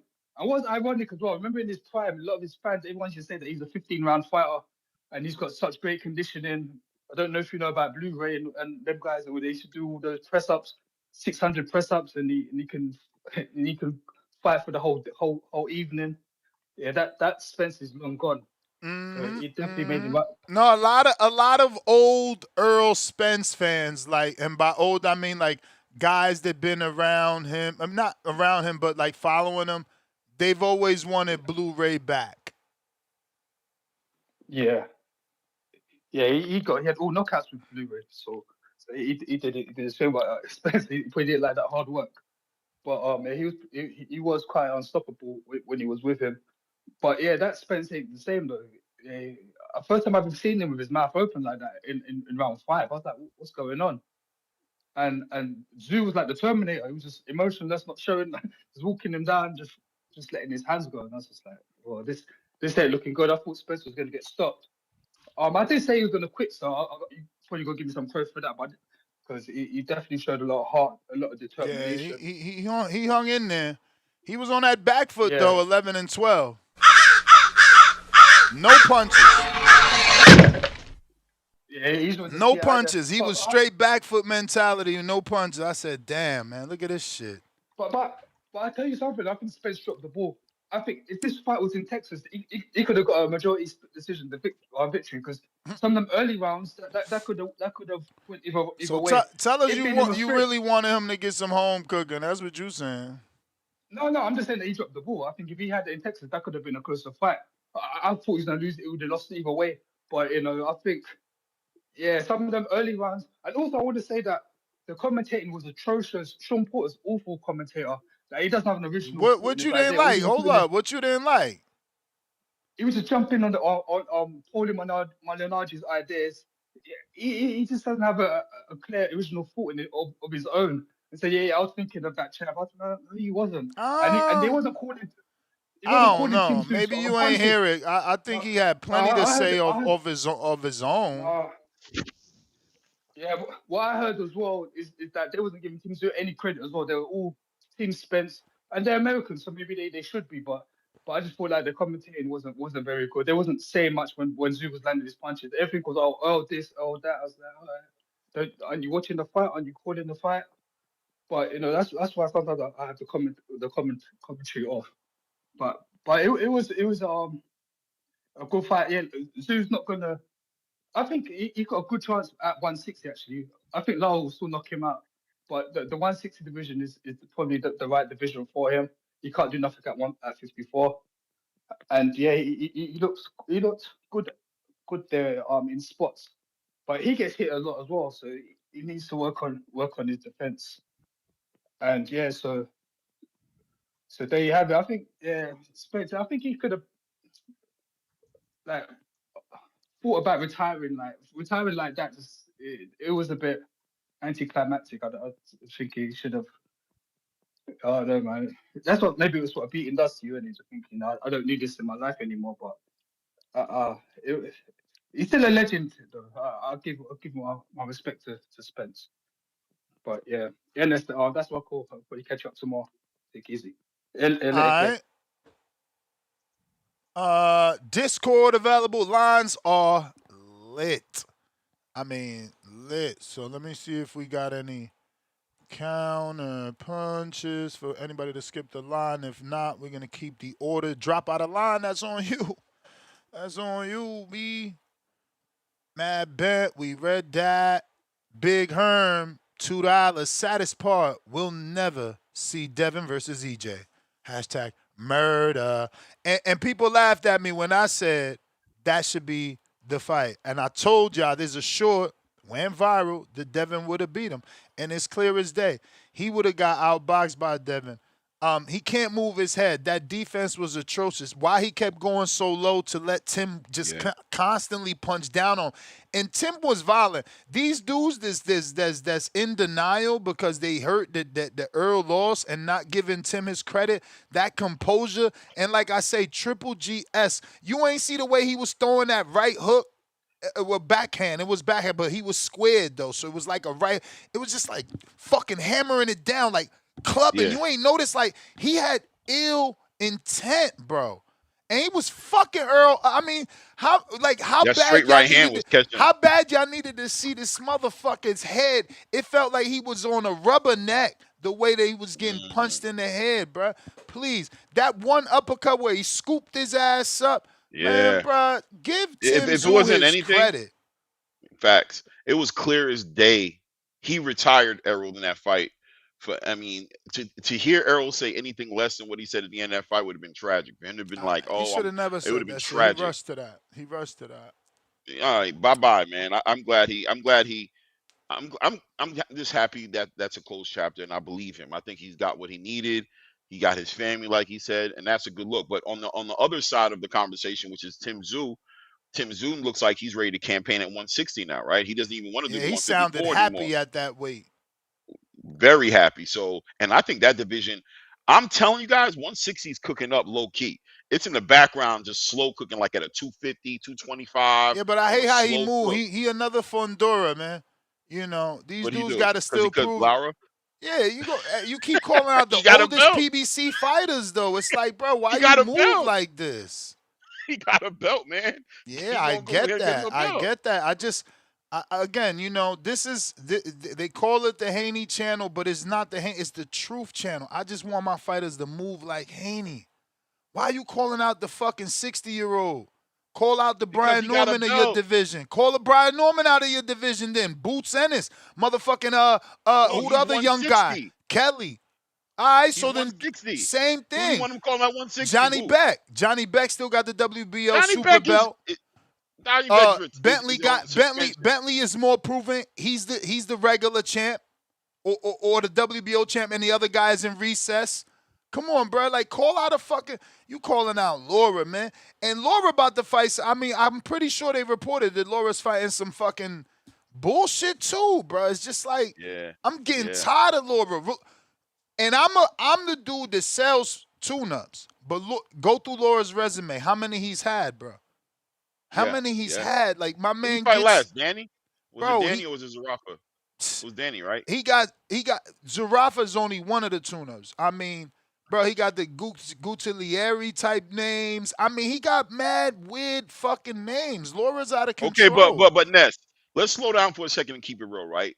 Laura's on his way out the game. He's old, bro. He's just looking for one more signature payday. He's not unifying. He's not becoming undisputed. He's not going to 168. Whatever he's going to do next is going to, No Limit's going to give him the bag. Yeah, but that's the fight. Thing. That's the thing, bro.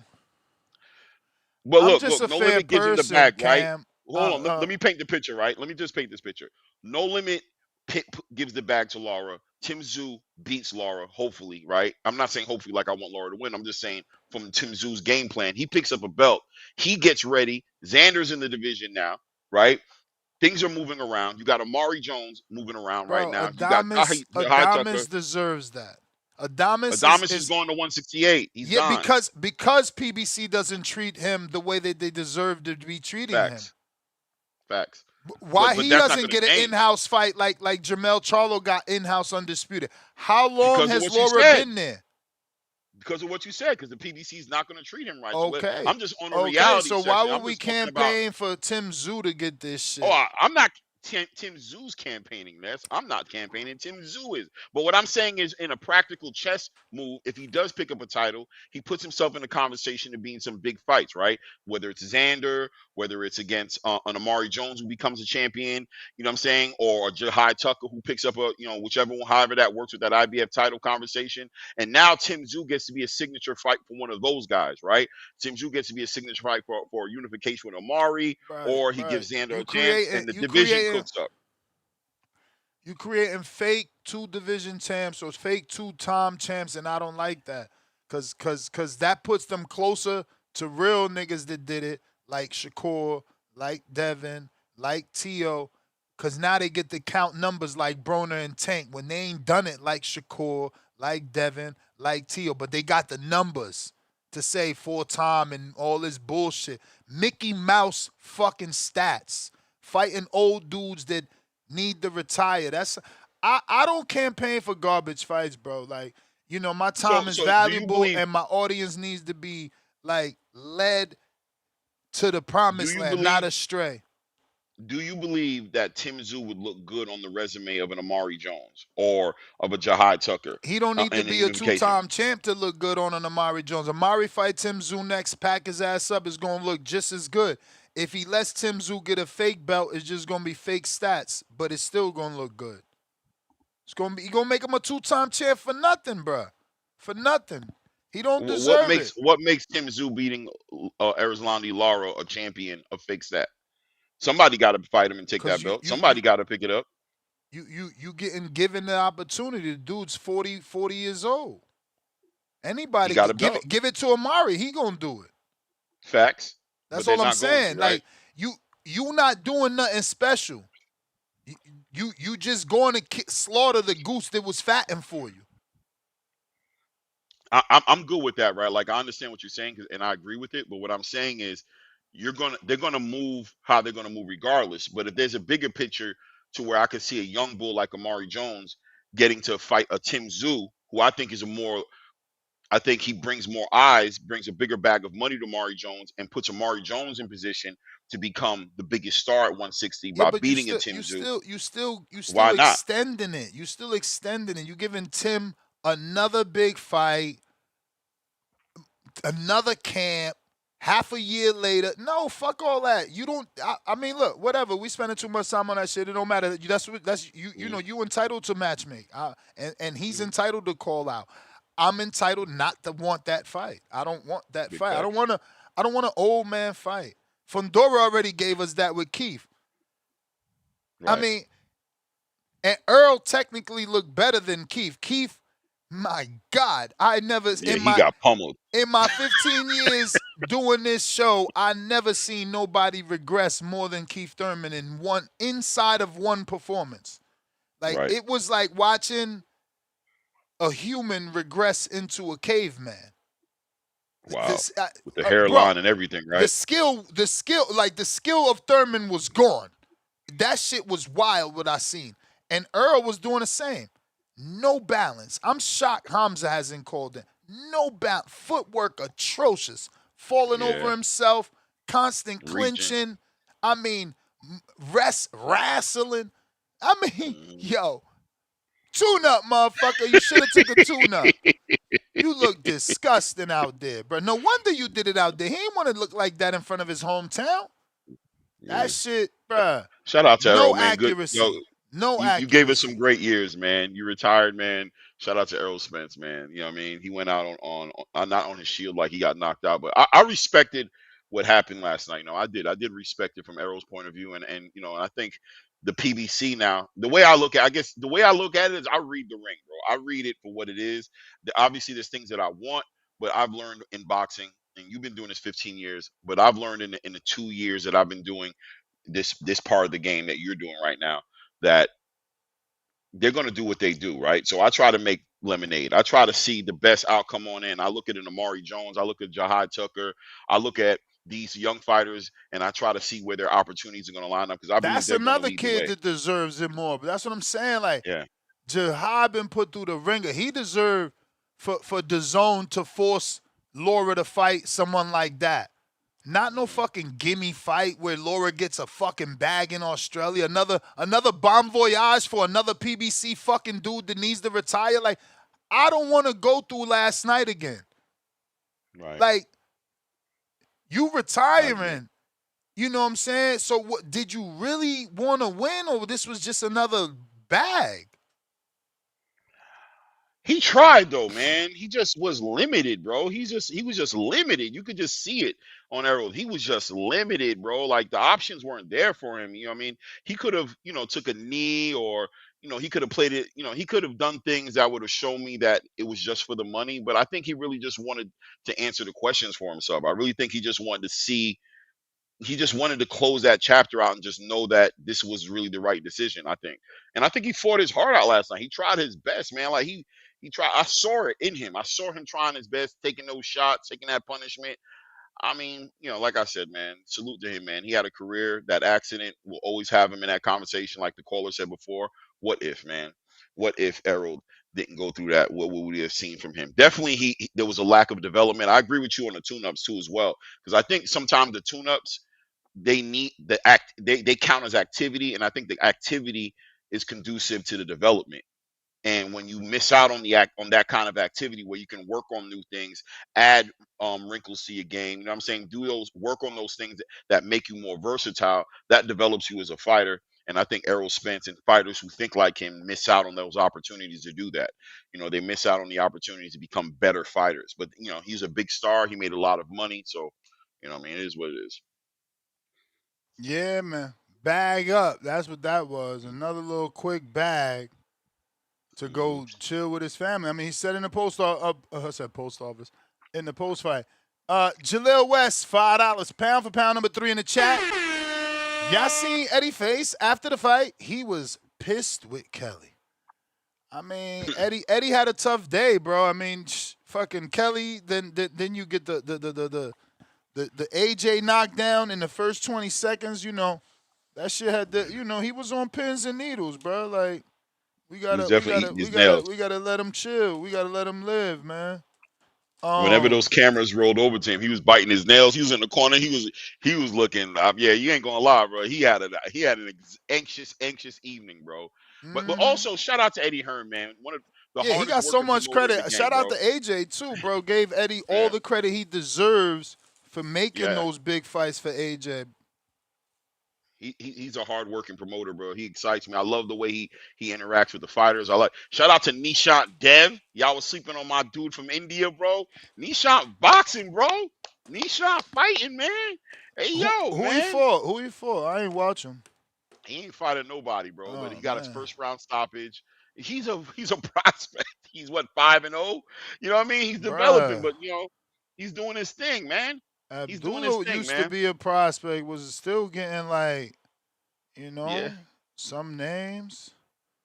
It's the future, man. I think the future wave of these fighters they're very eager and willing to fight each other. They're not scared about being undefeated, all those different things. They're good. So I'm just wanting that. I want that change of the guard, man. Let these guys get the opportunities, but it has to be chess, not checkers, because the fighters who are holding the future of boxing in their hands in the form of titles, quote unquote, they need to get their paydays to get out the game, because that's what they're trying to do right now. They're in that chapter. So we got to set it up. It's got to be chess, not checkers. You got to give these dudes a way to what they want to get so that we can get what we want to get, which is another generation of motivated fighters who want to carry the legacy into a new era, which is the best fighting the best, man.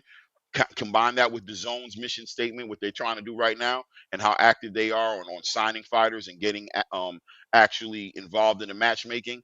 We need that change of guard. That's what I'm trying to segue into, man. We ain't getting no official announcement on the Devin shit, and tomorrow's Monday, bro. We gonna get a live stream. Are you nervous? Let me find out you nervous. No, Are you nervous? no. Okay. This what I want. We get a live stream purse bid with a high Are they profile. still doing it? Huh? It's still doing the scheduled first for week? 11. It's scheduled for 11 until Okay, they officially announce that he signed and send an official letter to the WBO. They going forward. So it's like, you know, I'm still trying to see is Zuffa gonna send, you know, another promoter, maybe a working colleague, the way that PBC works with and take the TGB. fight?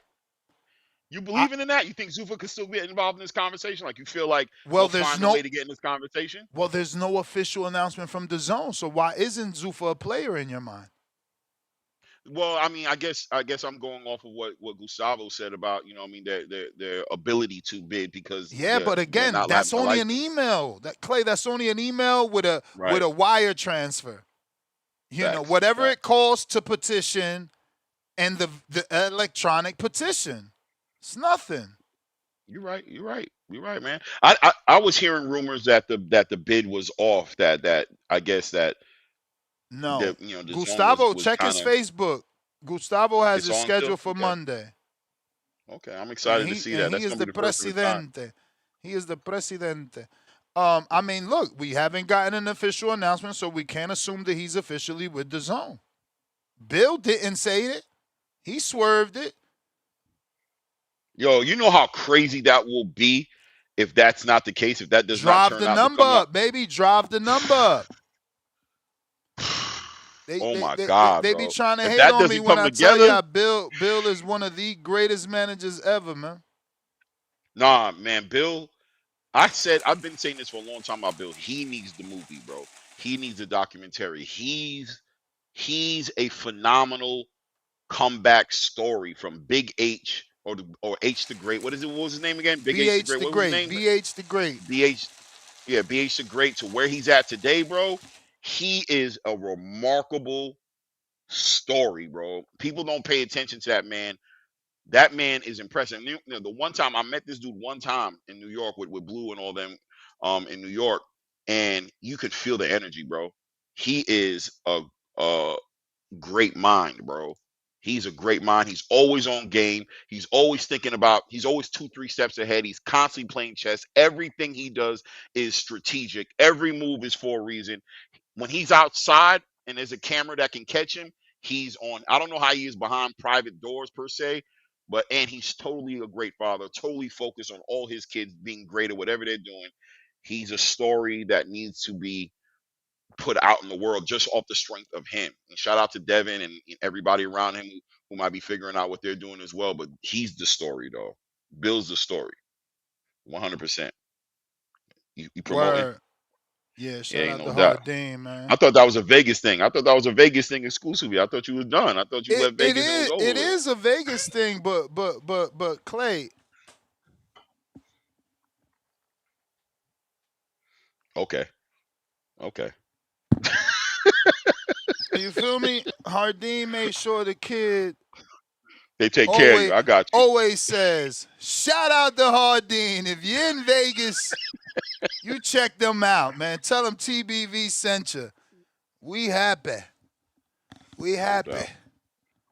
But let's get to these phone calls. I know I've been saying that for like 30 minutes, but Clay, FYI, I love you. I need a talker, man.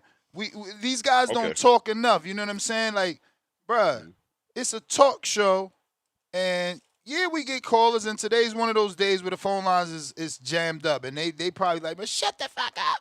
Let us on. But then there's them days where they need you to, man, we need to get to work. And that's when the talkers, you know, they come in, bro, and you knowledgeable. Right. It's crazy. You said 2 years. That's nasty work. Only been doing this 2 years. That means you've been watching for a minute. Because you sound more knowledgeable than the 2 years. So are you not counting your time with Blue? Because I feel like you used to be on Blue's panel, no? It was like, I used to be on his panel. I used to be on there, but I didn't have a channel. You know what I'm saying? So yeah, I know. That's what I'm saying. So you're not counting that time. Right. Okay. You know, I'm talking about from when I decided to make a channel. I always had a YouTube channel, but it was just a channel. I wasn't doing boxing, but no, I love doing this, man. I didn't think I would like doing this as much as I did, man. I decided to do it after being on all these panels. I was like, you know what? I could do this. You know what I'm saying? So I decided to do it, and I love it, man. I've always watched the sport, though, and MMA. You know what I'm saying? I've been a combat sports fan forever, so it worked out for me, man. It's working out for Who's Michelle. your man? The Asian dude. Is he Asian? Angelo, yeah, he's Filipino. So Angelo used to work with Freddie Roach. He's trained with Freddie Roach and on. He was there with Pacquiao during that time. He worked out of that gym. I can't remember what it's called on top of my head. I usually know the name of it, but you know the name of it. Wild Card, is that what it's called? Freddie Roach's gym. So he used to work in that gym, and he also was a striking You never coach went there? for. No, I've never been there. But he's also a striking coach for like Frank Mir, a couple MMA fighters. So but he had like a liver transplant like 4 years ago. So his immune system is shot. So he can't be in these gyms. He can't do his job. So, but he's super knowledgeable as well. Super knowledgeable Look, dude. He's a little. just yesterday, Gustavo tweeted it, bro. Telling you, shit's still on. It's still on, bro. Hey, I'm telling you, if this doesn't it don't go have through, to be Zuffa for me. It could be anybody. I just want to see who. It could end up being nobody, and this shit falls flat on his face for not taking the deal. But it's still scheduled, bro. Yeah. Watch live at 11 a.m. You got me Eastern. nervous. You got me nervous. Nothing to be nervous I'm about. I'm not nervous. I think it's gonna be big. I think it's gonna be big. But this face of boxing type shit. Cause this happened before, but there wasn't anticipation like this.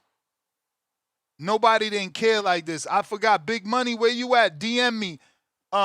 He's the one told me this had already happened. I don't even remember who it was. That's how not important it was. And they decent names too. Devin Haney versus Keyshawn Davis is a fight that is a signature fight for Devin. It's an opportunity. And we got into debates about this back in the back in the day, and I still stand on my square to say that the jacket, this fight shakes it. It shakes it completely because it's a fight I know people can choose to say Keyshawn's not experienced, but if you're a real boxing fan, you're not saying that. You know Keyshawn, the type of fighter he is. Is he as What you mean good as by the he's going to be? jacket? What you mean by the jacket? What I mean is there's no size conversation. There's no weight bully conversation. There's no this guy There's was gonna be. old I mean, conversation. listen. Based off the There's none Brian of that. Norman situation, I anticipate a lack of experience a situation in this fight as well, just because of that. Like they're gonna if Haney wins, that'll be the excuse. Oh well, Keyshawn, he never even defended his belt. You know what I'm saying? He lost to Andy Cruz, smaller man. All that bullshit is gonna come up for show. Let me finish up, but it's not gonna age well because Keyshawn's gonna have a great career afterwards. He's gonna continue to do him. If and, he don't that's crash gonna and make that fight burn, the champ. champ. If he don't crash and burn, I don't think he will. he's pretty. He's ready. He's pretty. You feel me?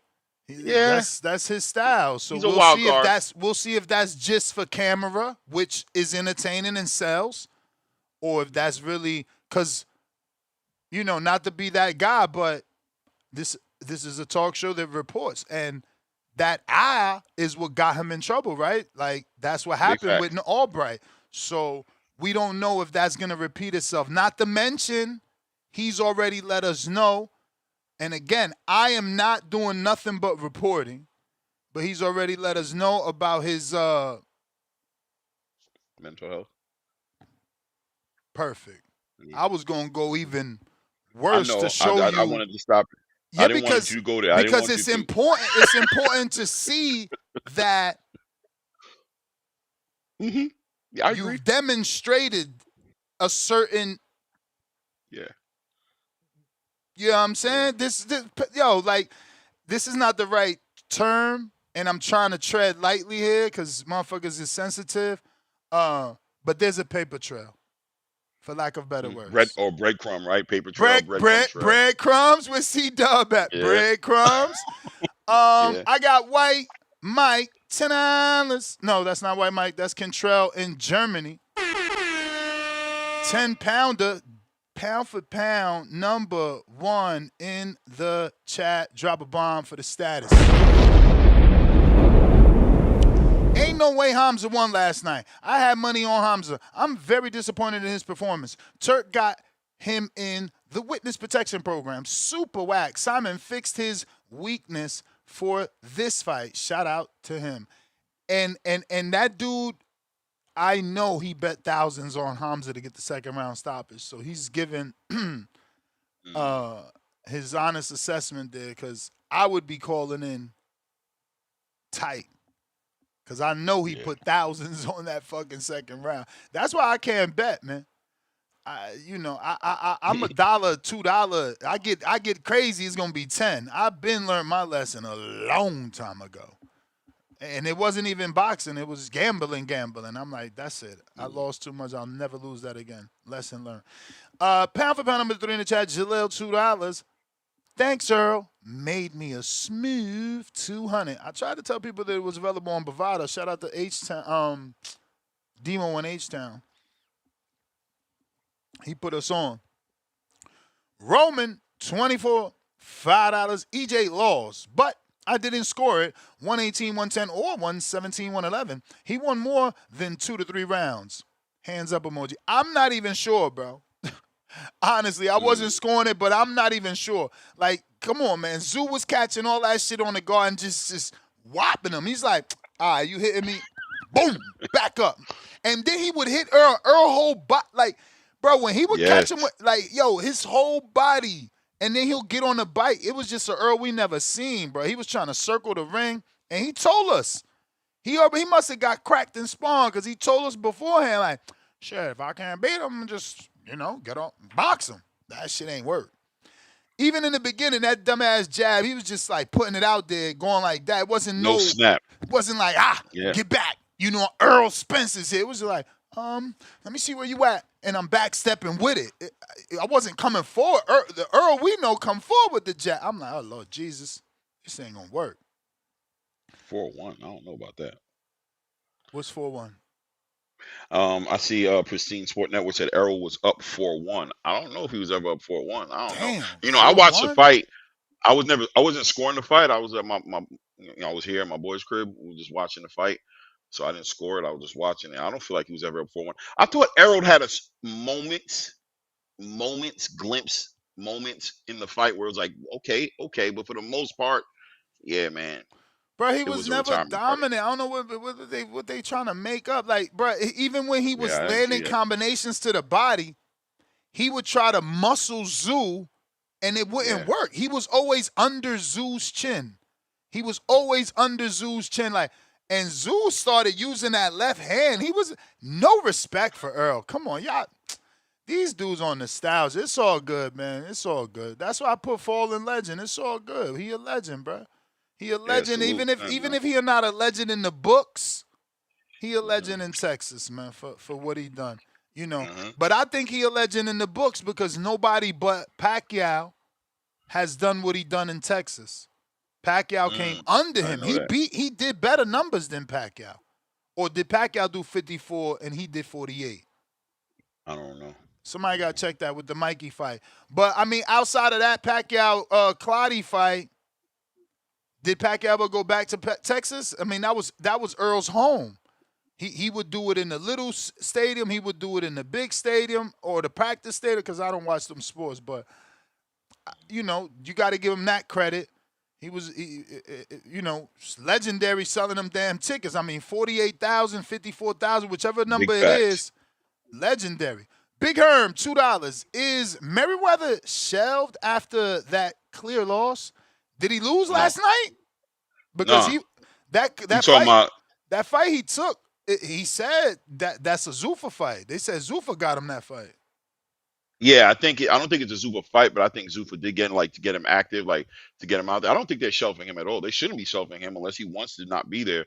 He's a great fighter. His father texted me. He was upset with me a little bit about, I guess the way I celebrated Tony Hershey and like that. I don't know what to say about these guys. But at the end of the day, but that's the thing. That's the thing because I rock with Merriweather. Right. I mean, I do too. How can I not show love for the dude that beat a guy I'm been talking highly about? It just doesn't make sense, bro. They don't want you to be. Yeah. They don't want you to be fair. Yeah, I don't know what to do about it. I was like, I told him I didn't think I thought the fight was a good fight. You know what I'm saying? Between him and Tony Hirsch. I thought Tony Hirsch won the fight clearly though. You know what I'm saying? And I thought, you know, I think you guys are gonna be better for it if you process it right and you take ownership of whatever you didn't do in that fight, whatever you could do better. If you take ownership, proper ownership, then that fight becomes a big milestone for you because you get to come back and show the improvements. And I mean, you're a prospect, but if you allow it to become something that it don't need to become something toxic, then it could hurt you too. So we'll see what you do on your next fight. And when was the last fight, the next fight for them scheduled though? I don't know. I know it's in Arizona or something, right? Which next fight? I don't know. For Robert Merriweather has a fight in Arizona, right? Isn't that where that fight's supposed to be happening at? I don't know the exact day. I will have to check his flyer. On that. Mad Bent with the $15 super chat for the raffle. Put the Kenichi Bear headphones emoji. I got you down. Champ. Quan with the $2. Who went out worse, Spence or Thurman? I say Thurman. Spence at least went out with dignity. Like, he fought to the end. And look, some people even lying saying that he won 4 rounds. Ain't nobody gonna lie for Thurman. He got beat up. And he looked crazy. Sad. I never thought my boy looked like that. You my boy. Member for 17 months on the prospect level. Space Ghost Kurt. I can see PBC feeding Tim to El Diablo. Yeah, I doubt that. What the bro, Space Ghost, you are in space. Till Diablo sells the tickets that Tim Tszyu does, they would never do that. Tim is the last PBC fighter. Look, you don't even see Tank. Tim is the last PBC fighter generating money, bro. Like, what y'all trying to do to him? White Mike beats. By the way, that fight is August 8th. For Robert Merriweather. Shout out Robert Merriweather. Shout out White Mike Beats with the $10. Clay backpedaling. He was showboating. He did the shimmy, crying out loud emoji. He was gassed out and started taking shots, but he got a smooth lead left. Kelly gassed out because of his bleeding and his nose was broke. That's what I'm saying. Same thing like the Tszyu fight, bro. You're gonna suffer adversity with the blood. It's gonna be something you ain't used to. That shit be hot. That blood is warm. You know. Panic sets in, man. Birdman Jr., member for 15 months on that prospect level. Left foot and move up to 140 and fight Frank Martin. Nah, we good, bro. What the hell? Why? Like, why? We never even seen him beat nobody at 35. Has he beat somebody at 35 yet? Who? Fulton. Nah. 5-pounder from Kentrell. Pound for pound number 2 in the chat. Fulton next fight need to be the scale. He is 0-2 right now. Thickum can't put the spoon down. Fulton next fight should be against having discipline. Yeah, man. Facts. Leslie Jordan, Tszyu for the win. I picked this AJ, the landlord, soon to be 3-time heavyweight champion. Fury is next in November. Union, New Jersey, represent. One love, one love.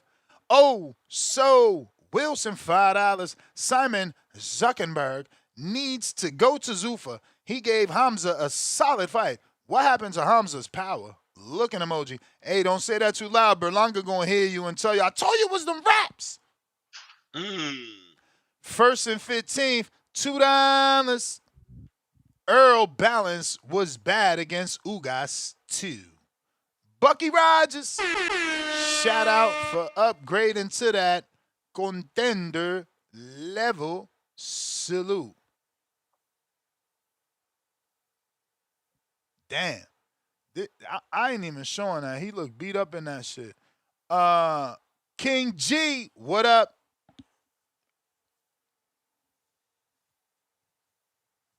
You know that mute button. King G. Yo. We hear you. We hear you. Oh yeah, what's up, baby? What's going on, man? What's going on? Chilling. Good week of boxing, man. You know, we gonna start with Friday, man. We gonna just run down the line, all right? First fight we had the Andrade card Friday. I don't know why I didn't see the Fury card. They didn't televise it, but the Andrade card, man, it was actually a good card, bro. It was actually a good card, man. the undercard, man, Kevin King Walsh, man, he had a good ass first round knockout stoppage of a dude, man, that actually, rocked him. You know what I'm saying? It looked kind of like the Anthony Joshua fight a little bit. It just only lasted a round. And then, your boy Andrade came back, man, put on a dominant performance, man, got boy up out of there in like 2 minutes, first round. Had him fighting on the ground, punching the air. It was crazy.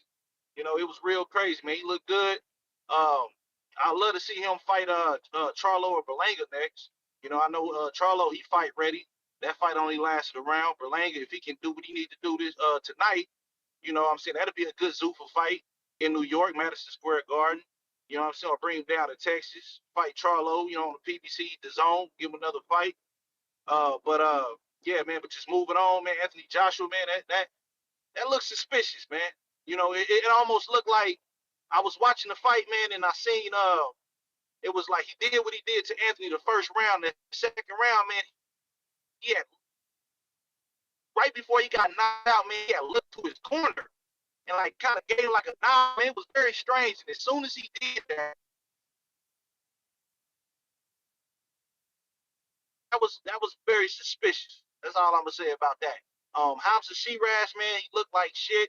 One of the refs, judges had it a draw. I don't know, man. He kind of seemed like a hype job. They trying to push him to that top level. Seemed like they just trying to fatten him up for Canelo or something like that for a big unification down the road. But I wasn't impressed, man. I was in and out of the Kelly fight. From what I seen, he was looking good, man. But he looked like he was in there with a live dog.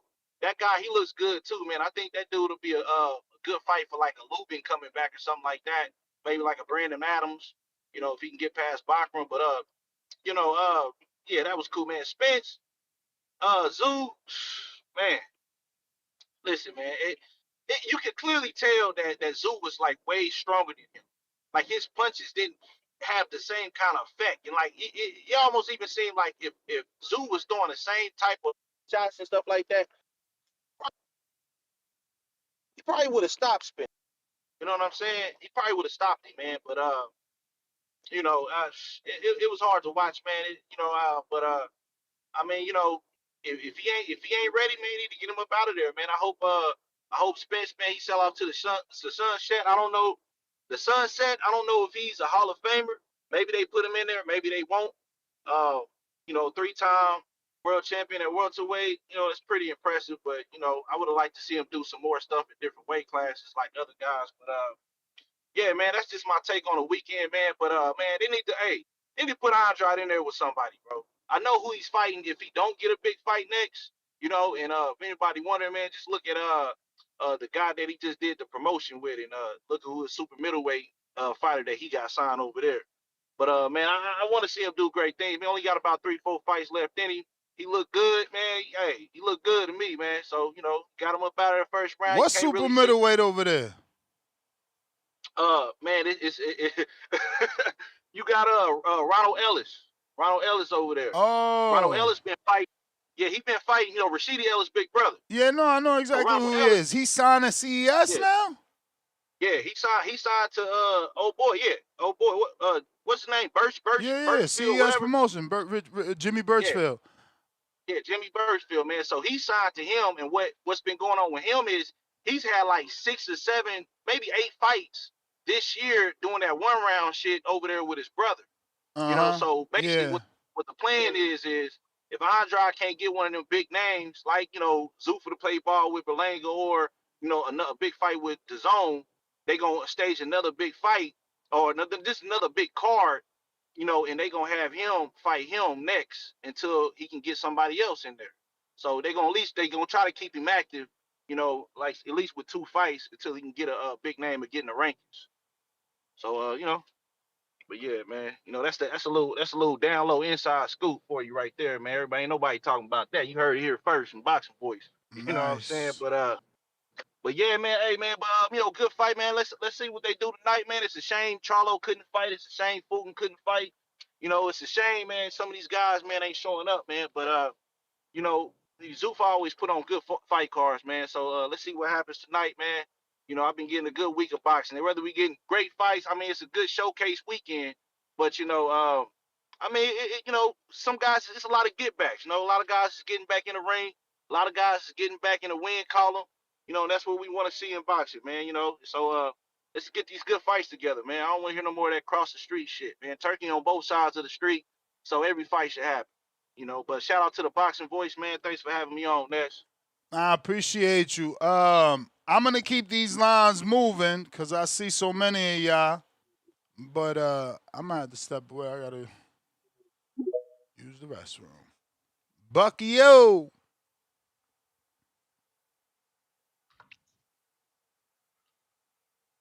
That mute button. Bucky. Yo. Alright. Vega. Count on Vega Vega. was good, Count family. on Vega to hold you down for a bathroom break. Yo, I'm a bathroom break guy now. Good morning. Nah, you just a talker like me and Clay, baby. No, Yeah. for sure, man. Salute to y'all. Yeah, man, go do your thing. Good Appreciate the morning, chat. Vega. I love y'all girls. Wow, it's a Oh packed damn, weekend, bro. We diabolical. can't He said you we love can't y'all girls. Go ahead, man. I ain't going to interrupt. Go ahead. excuse me. It was a packed Mm. day, bro. I told my girl, I said, leave me alone. I want to watch this. And I think what people have to take into account, it was name value this weekend for sure. You got, Andrade, Fury on camera phone footage, AJ, Errol. It was a lot of name value, but you had to. I mean, as someone that's following the sport and actually seeing these guys, understanding what their path to this weekend, I had very low expectations, so I didn't get disappointed at all. I was thoroughly entertained. Let's start with the AJ fight. Didn't expect that at all.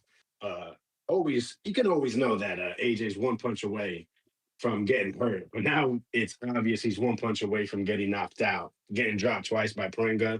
We didn't know who Prenga was. Now we do. Why? Because AJ's chin, it seems pretty shot, honestly. But what's the last thing to go is the power. I'm not gonna lie. It's Talk to you her can't about that second round.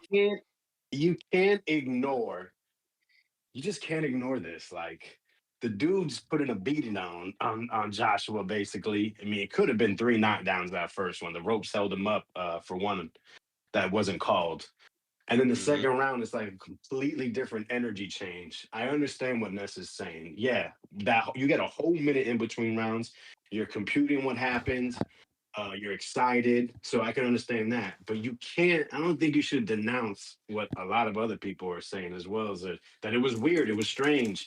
You come out there. You literally, when you're throwing, you're pretty close, or you are landing, and you're hurting this guy, and you just totally change up in one round. And yeah, he got caught. But I don't know, man. AJ can punch. At the same time, bro, I'm not saying it's conspiracy, but I don't think you can just throw that idea away. But Yeah, salute. I mean, Vega. honestly, at the end of the day, Wow. I'm Vega, but sorry. but it's true though, Ness. I know Wow. Ness doesn't like to jump in it, but Vega and Ness, I think it's fair to say that when you combine that with the ramifications on the back end of Anthony Joshua losing, right? This big money fight between him and Tyson Fury is floating around in the air, Bro, this and guy's this not a guy all of a professional, sudden. Clay. But I'm just saying, I hear what you're saying. I'm saying what you're saying is possible, but I don't think that there's a lot of people, even me as I watched it, I saw this guy with the look to the corner, the lack of output all of a sudden he's on his back foot. It just, hey man, you can't fault anybody for seeing those things and being like, what was that? It just is what it is, man. You know what I mean? The guy has 21 or 22 professional fights, 21 or 20 knockouts. I don't know what the numbers are. One loss. Is he a professional?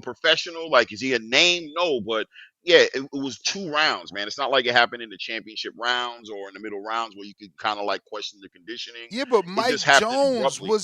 Mike Jones was a fucking welterweight that should have been a champion. Like Top Rank invested in him. They were building him up. And he gassed out in 2 rounds. And Karaz beat him and he had the rematch. which is Like, Yeah, why but what I don't you're think saying anyone's is saying that possible. what you're stating is wrong. I'm just saying there Right. is like different opinions you can get from what you watched. I'm not saying you're wrong and what other people are Right. saying right. I'm saying they I both don't could know. be true. Is other sport like do football and basketball have these conspiracies every Yes. weekend? Oh my God, yes. Okay, It's even worse okay. with I certain just don't want to be in certain the, things being allowed. I just don't want us to be I, on this conspiracy boat alone. Like at I least think other it's sports fair going play. through it. I think it's fair play is what I'm saying. That's right. Fair play in a lawless game that we know corruption has been there before. It's not to put the jacket on there, but if people are seeing it, I think it's fair play. I think what you're seeing is what you're seeing, and it could be what you said. I think Bro, that's possible in this look sport, at but it could look be at the the other thing. replay though. Look at the replay of the uppercut that landed on AJ. If anything is a conspiracy, is him going down from that little ass tight ass uppercut. It wasn't, it was barely a punch there. You know what I'm saying? There's conspiracy there for that too, but also we've seen AJ get hit in the chin, and we've seen him fall. You know what I'm saying? I'm Yeah, not even a person but that's what who I'm subscribes to saying. this We've anything. seen fighters gas out when they try to go Facts, for the Yeah, no, knockout. but yeah, listen, no one, I'm facts. not saying you're wrong. I'm You're saying right. I don't think you can just get so aggravated so much if people see the possibility. Now they're standing on it saying it definitely is fixed. I can understand. That's all I'm trying to say. But at the end of the day, what is it that we wanted from Fury and Joshua's fights? For them to win, to progress to the next step, them facing each other. But I'm not gonna lie, it lost a little bit of buzz for me, and it opened up an opportunity for another fight that just I can't get out of my head that I want to see more now, and that is USA versus UK. I'm sorry, I'd rather see what I just saw with Deontay, Joshua AJ. getting dropped twice, coming back and getting the guy out of there. I want to see Wilder versus Joshua even more Yeah, from that I agree. performance, especially with all this talk about Fury AJ. They want it to take place in New York City. They say it's it's the entertainment capital of the world. Well, I'm sorry. Like, if you really want to sell that, uh, Fury Joshua belongs in the UK and put it in London and make it the biggest event in European history. But I don't think you can put those guys in the US. If you're set on that, switch out Fury. He's a nutcase anyway. You never know what he's gonna do. If he's gonna pull out, if he's gonna try to fight someone else, get a cut. Make Wilder versus Joshua now. It's time, and you get what you want. A big fight in New York City, and you can. I don't think Wilder's this great fighter, and it's obvious Joshua isn't at this present time. But you keep those low expectations, you might get a Chisora Wilder, or you might get a Joshua Prenga again, 2 rounds, guys knocking each other down, and you get all the publicity you want. I think that excites me more as a boxing supporter with these two names finally clashing, or let's just say big names in heavyweights. But yeah, there's that.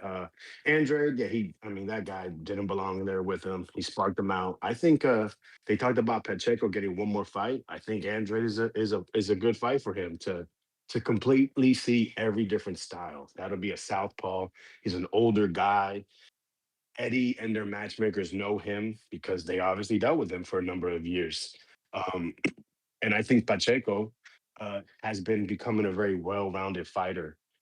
So I would love that matchup. I think that's very good. And honestly, if you lose to an Andrade, even though he's 38 years old, he's a very accomplished fighter. And if he can beat up Pacheco, that shows you he still is really good quality. And then obviously make the contract to where, you win, now you sign with me. Um, I didn't see the Shiraz fight. I decided I just didn't really care for it, but I knew Simon wasn't what you guys will call a bum, the audience, because I seen him, Facts. even though he lost that 6 rounder. I said it before. I just don't think he prepared himself to win 4 out of the first 6 rounds. That's just not his style. And yeah, so I'm not surprised. I'm a little surprised they made it all the way, or that the cards were close. So I will have to watch it myself to see exactly. But I always think Shiraz is a good fighter, but I think he's a bit overrated. And I've always said it. At Berlanga before, and I'd pick him in the rematch. I think there's adjustments that can be made to defeat Shiraz. Not that he's like a bad Vega, can fighter. I ask you a question? Yeah. Did the Shiraz fight put any perspective on the division, and especially as far as the Diego Pacheco fight is concerned? Because I believe Diego Pacheco versus Hamzah Sheeraz is one of the best fights that could be made right now in that landscape of 168. But did that fight affect how you see that Diego Pacheco fight? I don't even know how you see it in the first place, but did it affect it? Honestly, I've had Pacheco beating him. Not that like he'll dominate him, but yeah, it didn't change it because I already have Pacheco as the better complete boxer than Shiraz. But I So think it's a good did it fight. I mean, reinforce it? Did it validate it even more? absolutely. Did it make you But be you got to like, remember, oh I man, I'm mean, telling you? Mhm. I didn't get to see the fight, but seeing the decision and how close it was to a guy like Simon, who I've watched as well, but I know he's not this world level fighter. I mean, yeah, I think it does reinforce it. But on to Errol, man. Last minute I decided, go listen, man, let's just have fun with it. Let's bring back the Big Fish Vega, Big Fish Mafia, just to enjoy it. And I did, honestly. In terms of just the anticipation, waiting, going through that terrible card. There was really just one fight that kind of grabbed my attention, which is I've seen Paulo before, and man, he cannot handle pressure very well. But you can see that he's a mentally strong guy, and that was a beautiful knockout against that Dominican.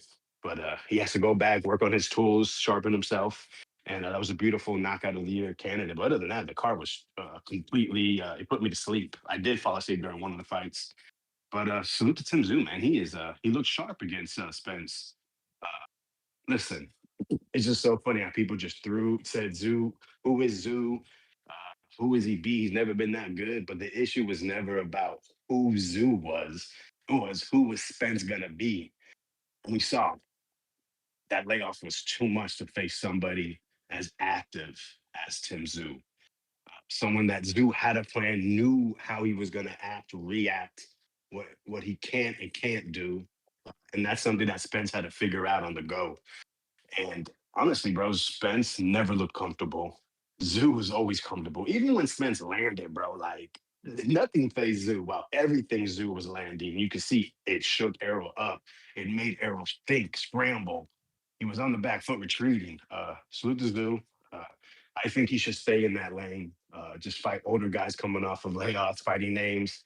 I don't care to see him in world title fights because I feel even though 160 is pretty shallow, I wouldn't favor him over anybody, not even Denzel Bentley, who just got elevated, not even these young cats. I think Amari Jones destroyed him. But hey, if he wants to give other guys opportunity, which be honest, bro, that's not what he's looking to do. He's looking to get paid and put on events for Australia. He's gonna try to bring everybody there. Salute to Low Limit. Errol gave him all the credit. Errol held himself with class. I know Ness is like getting on him about being about his money, but he's always. I think that's just what he's about. And that's what it was always. Really, this is what it's all about. Him coming back, proving something to himself while keeping his family financially stable and securing more generational wealth. Personally, I get it, but yeah, as a boxing fan, I don't give a shit about that. So I can understand his perspective. But no, man, it was fun. Honestly, during the fight, I was like, I don't really like watching Errol get beat up like this, but it's boxing and it's what happens. And no, man, salute to Errol for I guess, proving to himself and just, you know, ending the questions. People want to see if he can come back and what he'd be like. Now we don't have to go through that anymore. We don't have to hear about, oh, if Errol came back. And I think this is going to be the same thing with Charlo. People have those questions, bro. 3 years out is such a long time. And he's, I think, approaching that. And I think he'll go through the same things, even though he's not as damaged. He should get a tune up. He should not just run into a Fondora or a Tim Zoo fight. I think that I don't think I'm gonna be. You're selling themselves short, but I know I'm taking up a lot of time. I can talk about the rest tomorrow or another day. Appreciate it, Ness. Appreciate you, Clay. And salute to all y'all. No, I understand. Appreciate you, champ. Let me make sure nobody's cutting the line Yeah. and keep these lines moving. Go ahead, Clay. Well, I agree. I agree with what Vega was saying. I'm about to go too because I gotta get ready. I'm gonna get something to eat and I gotta get ready to make my way around and start moving around. But that being said, I agree with what Vega said about Errol and about what he said about Jermell Charlo on his return. There's an argument there to say that Jermell Charlo is still the lineal champion at 154. I think he may legitimately be still the lineal champion 154. Do y'all research? I'm not too sure. Don't hold me to it, but I think that he may be. That being He said, is. there's he is right. So that being said, um I think that's a big fight for any, for the Jerome Boots Ennis's, of course, who's a unified champion right Off now. the A fight with inactivity Jamel. though, I'm just saying because that's off of another 3-year dude. the That's another title. 3-year dude. Right. So he has to figure out, once again, chess, not checkers, how you going to move Jamel. I do think he should take a tune-up fight. I think he should get on point, but I think that's a big fight at 154 for a champion because of what he was the last undisputed and he's the current lineal. So I'm interested in, I guess, saying how that gets maneuvered because he is holding that title and that needs to go to somebody. And I would like to see it happen inside the ring, not just by some email or by some, process of elimination nonsense. I'd like to see it happen in the ring. So I'm interested to see how that moves as well, man. But guys, hey Ness, man, I appreciate you, man. Always allowing me some time to come speak with you on here, man. I gotta move around, Appreciate man. you, champ. Appreciate you. Salute to everybody in the chat. Till the next one. All Peace. right. Discord available, X Spaces available. We got plenty of callers. We keeping the lines moving. Let me double check here. We got Bucky Rogers right back at us. Member for 24 months on a contender level. Salute you, Ness, for Sunday recap. Salute emoji. Hey, man. I was trying to do the fight, bro. I swear to God I was, but they these fights they got them on too late, man. They wilding, bro. They wilding. By the time the shit came on at 9. And we ain't talking about the actual fight. We talking about the undercards. They was out of control. Chico, $5. Fire Stick Boys yesterday won. Imagine paying DAZN $40 for yesterday's fights. Or he said $140 for yesterday's fights. Thank you, Zuffa and Paramount. Claymore, let them know TKO takeover. Oso Wilson, $5. After this Earl performance, if Canelo struggles bad with Billy, does Crawford resume take a hit? Nah, man. Nah, that's just, trying to fucking nitpick. You also being pessimistic. Why not be optimistic and say Crawford did it to him? But yeah. Tito La Voz.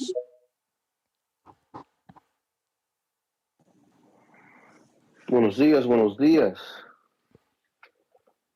Buenos días. Man, shout out to boxing, man. Yeah, man. We and just to remind everybody, we still in the middle of a boxing extravaganza weekend, man. We still got that Paramount card, that Zuffa card. Do I sound all right? I feel like I'm getting feedback. No feedback for us. Beautiful. All right, I'm gonna just keep going then, man. So I didn't catch the AJ fight, which means I didn't get to see Boo Boo.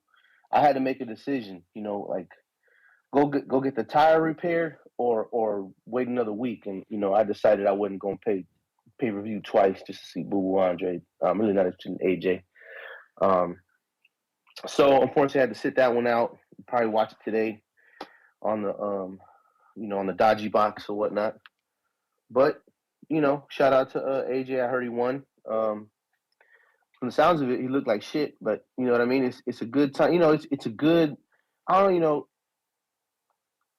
To give Wilder a chance. You know what I mean. I think I'll still pay pay-per-view for that. I think I still will. I don't know. Depends on how I feel.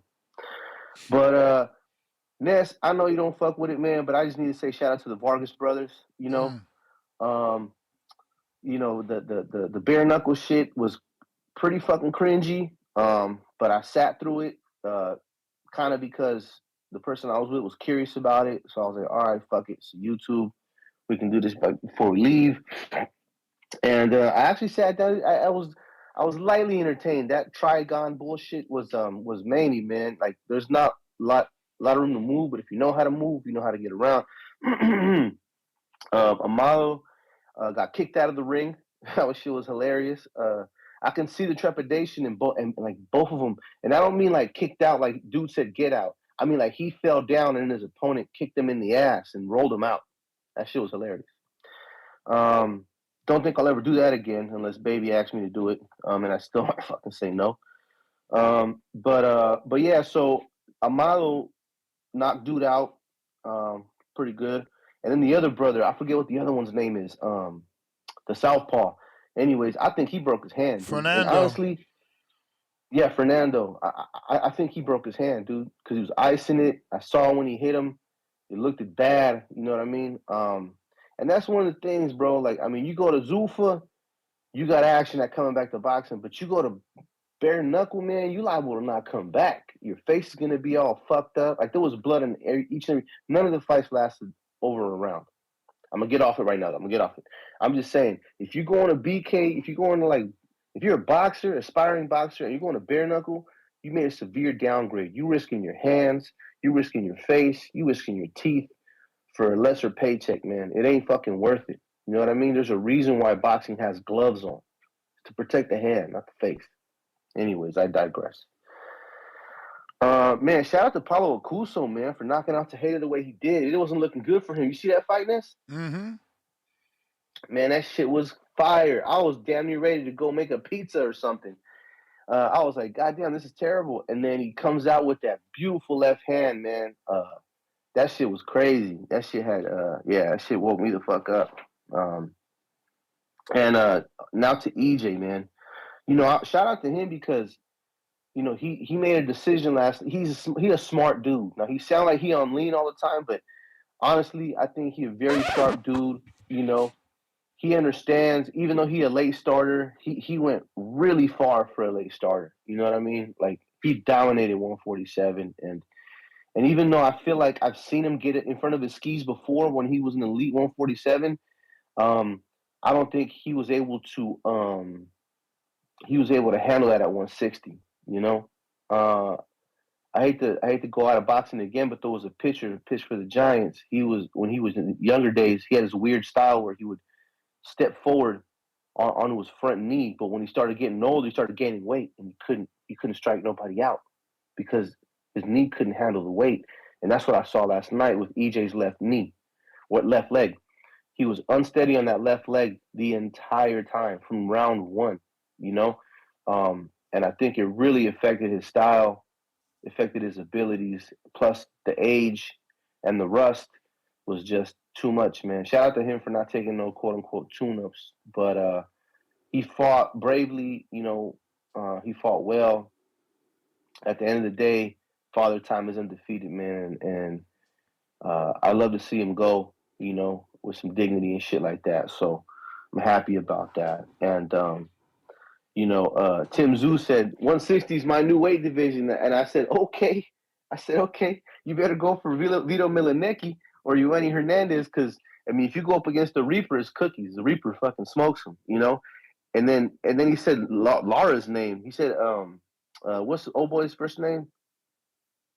The fucking Cubans with their first names, man. What was his name? Ness? Erislandy Lara. Erislandy. Landry. Landry, yeah. Erislandy Lara. He said Lara's name, and I'm like, man, you better chill, bro. You know, because you got Carlos Adames up there too, right? Mm-hmm.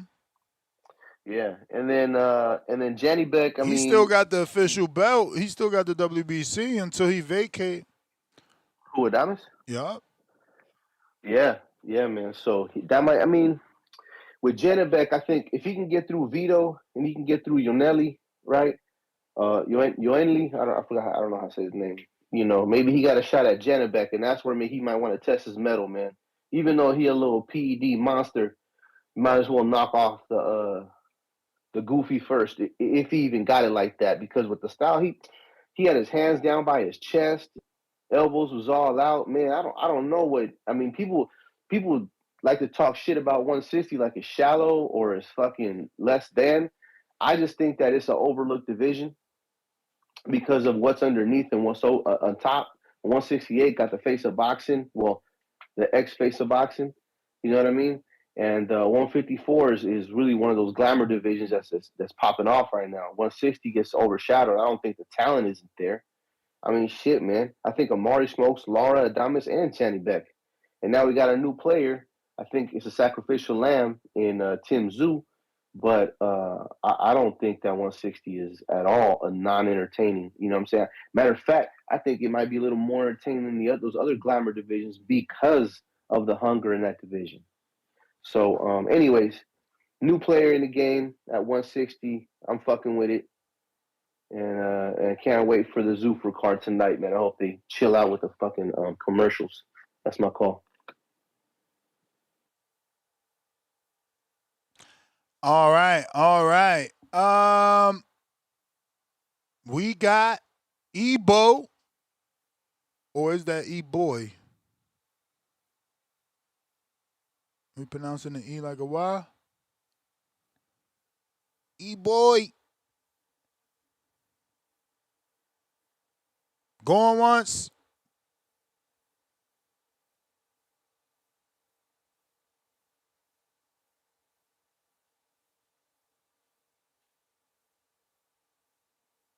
All right. We going to Allen the Bay.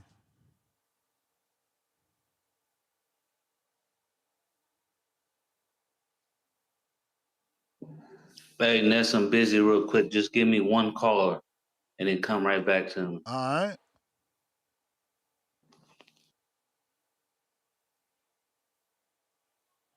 All righty then. Bobby.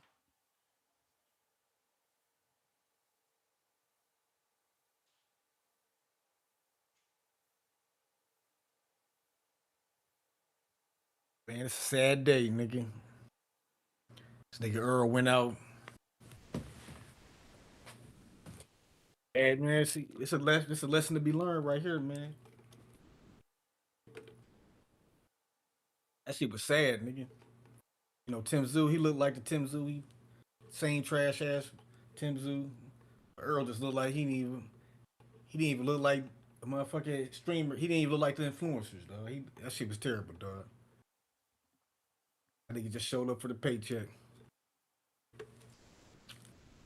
He went out like Eddie Kane on 5 Heartbeats, dog. That shit fucked up. You know, but You finally ain't hating. You finally telling some truth.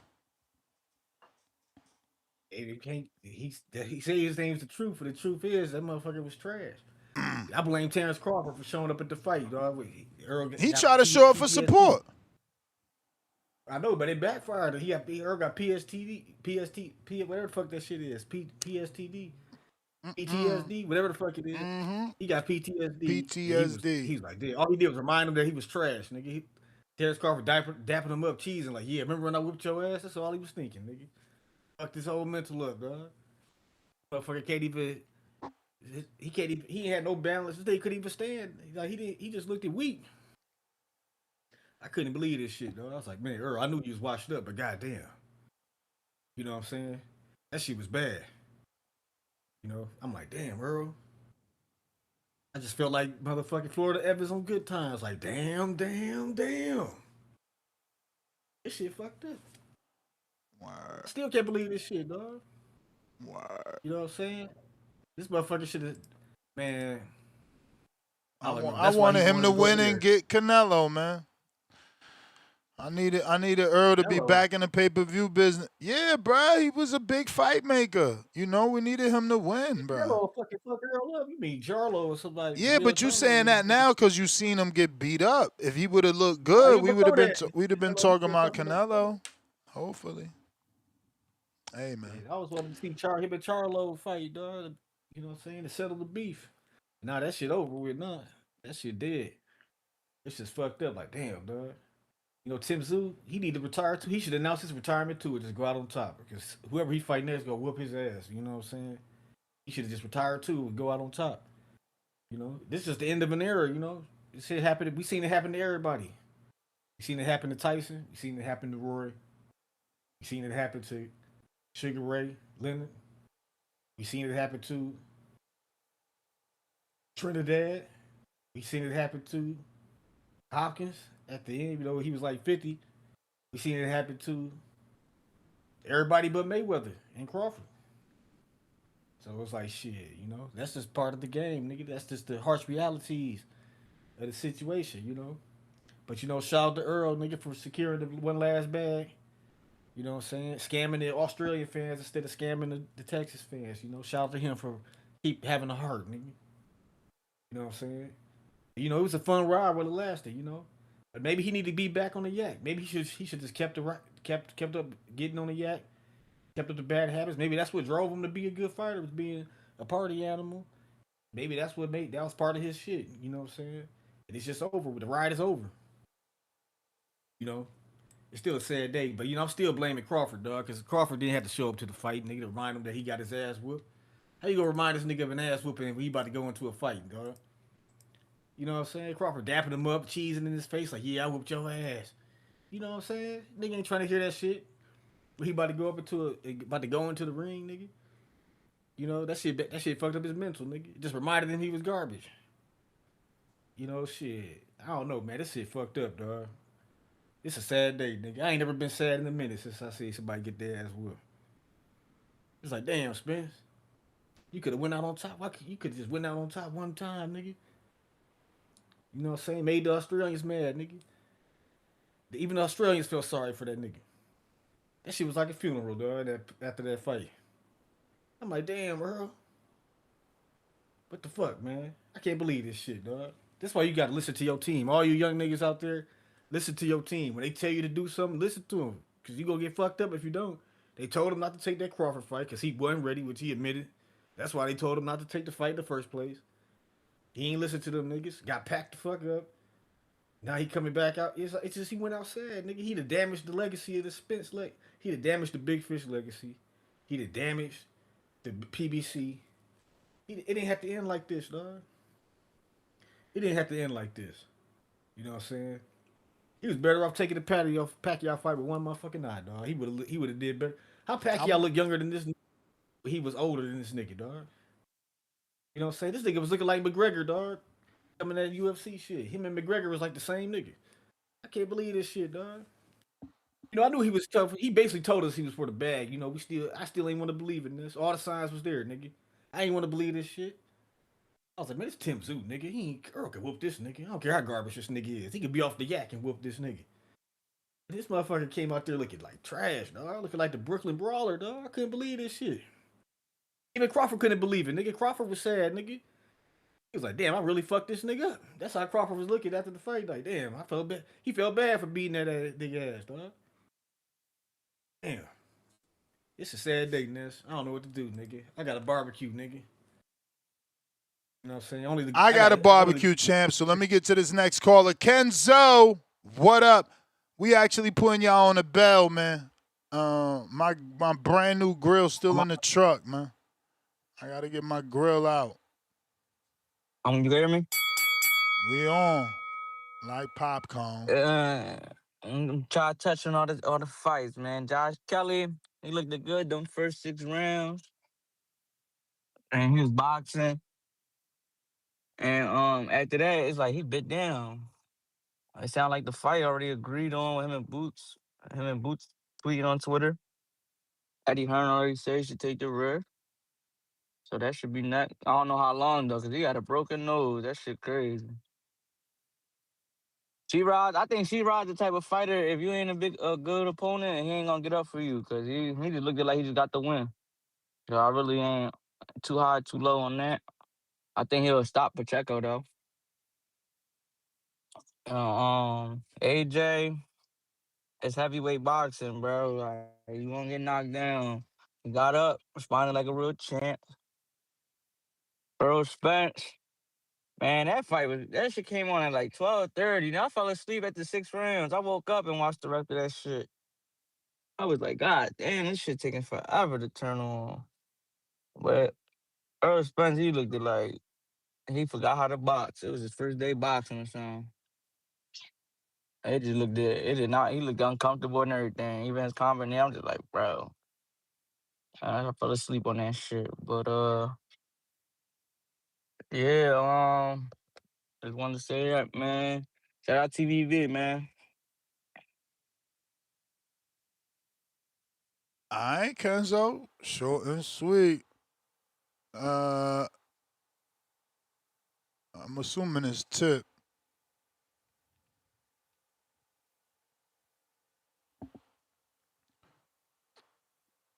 So I can't believe you really think this is Tip, man. Hey, man. Nobody but Tip says stuff about Andre. So you having a name, Boo Boo Andre Jr. I'm like, okay.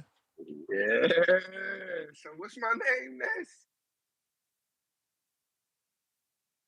No, that's You the son of Boo Boo Andre. You're yeah. Junior. There we go. There we go. No, I'm just bullshitting. Shout out to Boo Boo getting that victory. He'll beat Hamzah Sheeraz right now, and yeah, man. I liked what I seen with Boo Boo. Even though we didn't get to see much first round knockout, it's good to get his feet back wet, get it back in the sport of boxing. All right, Ness, let's talk about it, man. And I'm gonna make it short and sweet. All right. Um, Earl, man. Earl, man. I don't know where to begin, champ. I'll tell you this, and I hate to say it like this, but the same rhythm he had going into the Crawford fight looked the same last night. The balance did look a little off. I'm not here to, fault Earl or anything. I'm just here to say, like, damn, that's it. I don't have nothing bad to say, but damn. Um, damn is all I could say. Like that's crazy, man. That's really crazy. Um, I'm really shocked. So yeah, man. And AJ, he's not impressive, bro. I don't know what's up with AJ and what they got going on in the UK, but damn, like, that performance wasn't it either. I mean, yeah, he came back, and that's cool and all, but man, and I ain't gonna lie, man, I ain't fucking with the Zupa card. Edgar Berlanga, Richardson Hitchison, but yeah, man, this is the sport of boxing, man. Um, this ain't the sport of love. This ain't a reality TV show. This is as real as it gets, and yeah. Other than that, man, I think that's all I got. Shout out to Ness. Shout out to the boxing voice. Yeah, man. Last night was crazy though. I still can't believe what I saw. And to the community, man. Before I go, man, all I gotta say is, you know who the best ever? TBC, man. I'm out.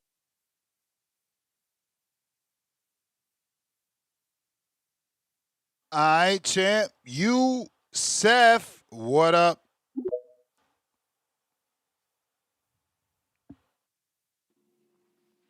Yo, Yo. good. Am I nice and clear? Yup. All right, man. Yeah, man. All the fights yesterday, I really didn't get around to it.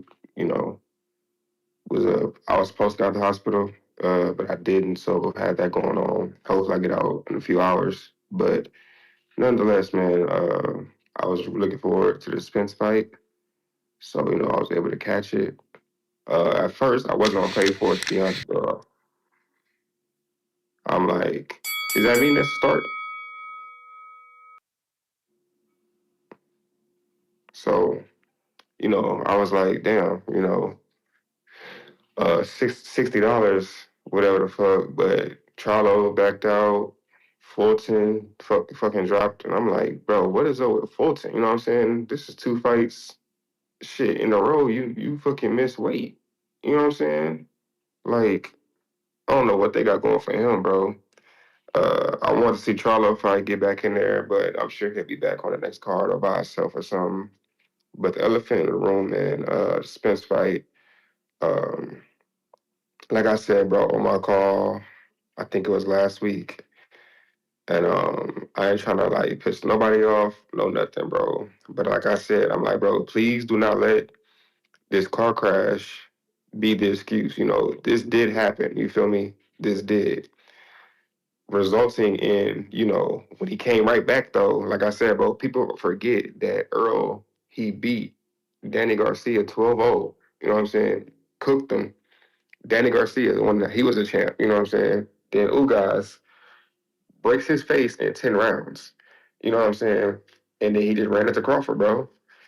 I don't think like the car crash could be doing result in something, yes, but that's so far gone. He fought two people, beat the shit out of him, and then he just ran into Crawford. And I think when he ran into Crawford, Crawford exploited all the things and all the openings that he saw. You know what I'm saying? Like, it's just boxing. It is what it is. I don't think I could see his balance may have been off. He probably didn't get his footing down last night, but it seemed like I've always said, bro, Errol Spence has this fighting style to where he gonna put his foot in the tire, you put your foot in the tire, and we're gonna just go blow for blow. You know what I'm saying? And that's cool, and that's worked before against fighters in the past, because he was bigger and stronger than them. But it's like you still fighting like that. You know what I'm saying? It's like, bro, take a second, reset, try to box a quick second. Even though it's not in his bag, it's like that wasn't fun to watch. You know what I'm saying? If someone told me this guy got into a car accident, I wouldn't even really think of that. I'm just like, this style of fighting does not look fun. Like, I don't think that style of fighting looks fun. You know what I'm saying? Sluggers and brawlers, just that bully fighting all 12 rounds. It works when you got somebody who is coming back at you the whole damn night. Like Tszyu, that's gonna look good against a guy like Tszyu because he's the same way. Like, he's not worried about, let me pay for a count on this so I can just finish off what I'm trying to say. Tszyu, You may feel like it's your he's a turn, fighter. He's but a it's not fighter your as turn. well. He's a fighter as well, bro. That he's not worried about. Like, he's worried about offense. No hit movement. He don't care about getting hit. You know, you got those boxers that's like that. You know what I'm saying? The risk getting hit, cool. I get it. You know what I'm saying? But that's fighting style for both of them did not look good to me. You know what I'm saying? I know Earl definitely had regrets after 3 years. Both guys had something to prove, so that's why this was a fight worth watching. You know what I'm saying? And it's just, to me, bro, it just didn't look good. I'm sure all of us are saying the same shit. Like, this just didn't look good.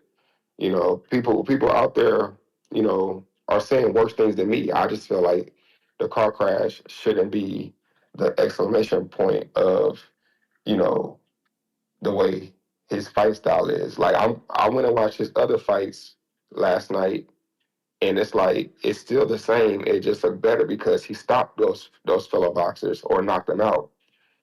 But when you watch the style of fighting, when he fought Crawford, like I said, he just exploited all those openings that were there. And Tszyu, he caught him. He got caught. They both caught each other a couple times, bro. But that fighting style just is just that's not pleasing to me. You know what I'm saying? As a boxing fan, like, I don't see how some people like watching that, but you don't like the pure art of boxing, like a Shakur, a Devin. You know what I'm saying? A Crawford, Andre Ward. You know, seeing guys who run, but that's the real art of boxing. Just standing right there, just brawling out. Cool, bro. But that's really my call, bro. And if I hear something back, I'll count it back in. But I'm gonna send you your bell right now, bro. But I'm out, bro. That's all I wanted to really say. All right, champ. Al in the Bay trying you again. Yo, what's up? Straight from the Bay Area. What up? Yeah, man, I don't know what people's problem is. I think the fights yesterday was pretty good. Both cards was pretty good. We got some stoppages. Um, yeah, we got some performances that was unsettling, I would say. Um, I don't think EJ fight was that terrible.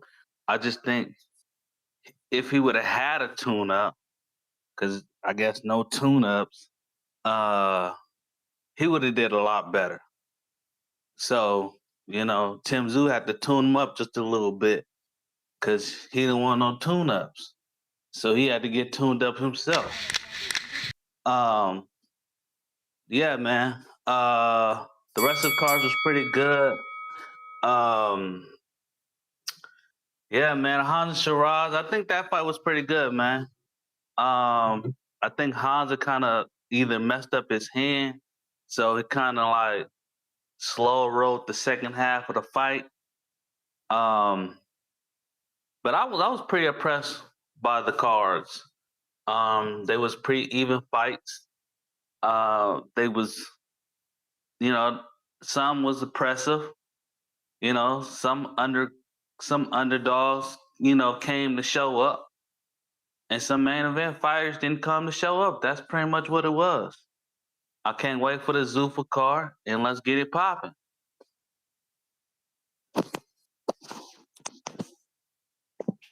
All right. Trace. Yow. Yep. What up, though? What up, though? Off the top, I just want to say, go ahead, give me my crow, man. I've been hearing guys call in, ain't taking their crow, man. Run me my shit. Players fuck up, man. But shout out to Errol Spence. Shout out to Errol Spence. Okay, there it go. There it go. Errol Spence came in, man. He fought like I'm hearing guys say that he looked like Thurman. No. He didn't look like Thurman out there. Thurman went out way sadder than my guy Earl. Shout out to Earl, man. Put up a fight. Just ain't go his way. Sound like he retiring and he giving it up. He got his money now. He getting out the dough. Shout out to him though. Maybe we might see him in that bare knuckle shit with him and Austin Trout. Fuck it. Run the fade. You know how I'm rocking. But on the with this Anthony Joshua shit, I gotta say, that shit there makes me feel like he's officially been ducking Deontay Wilder. I need to see that fight. I have to see that fight. I'm hearing these guys talking this Fury shit, but Fury act like he don't want to fight him and he got other shit going on. Who knows what the fuck? He might be doing reality TV. He might take another fight with a guy. I don't know what the fuck. But I would like to see Wilder fight Anthony Joshua. That's a fight I'd like to see, man.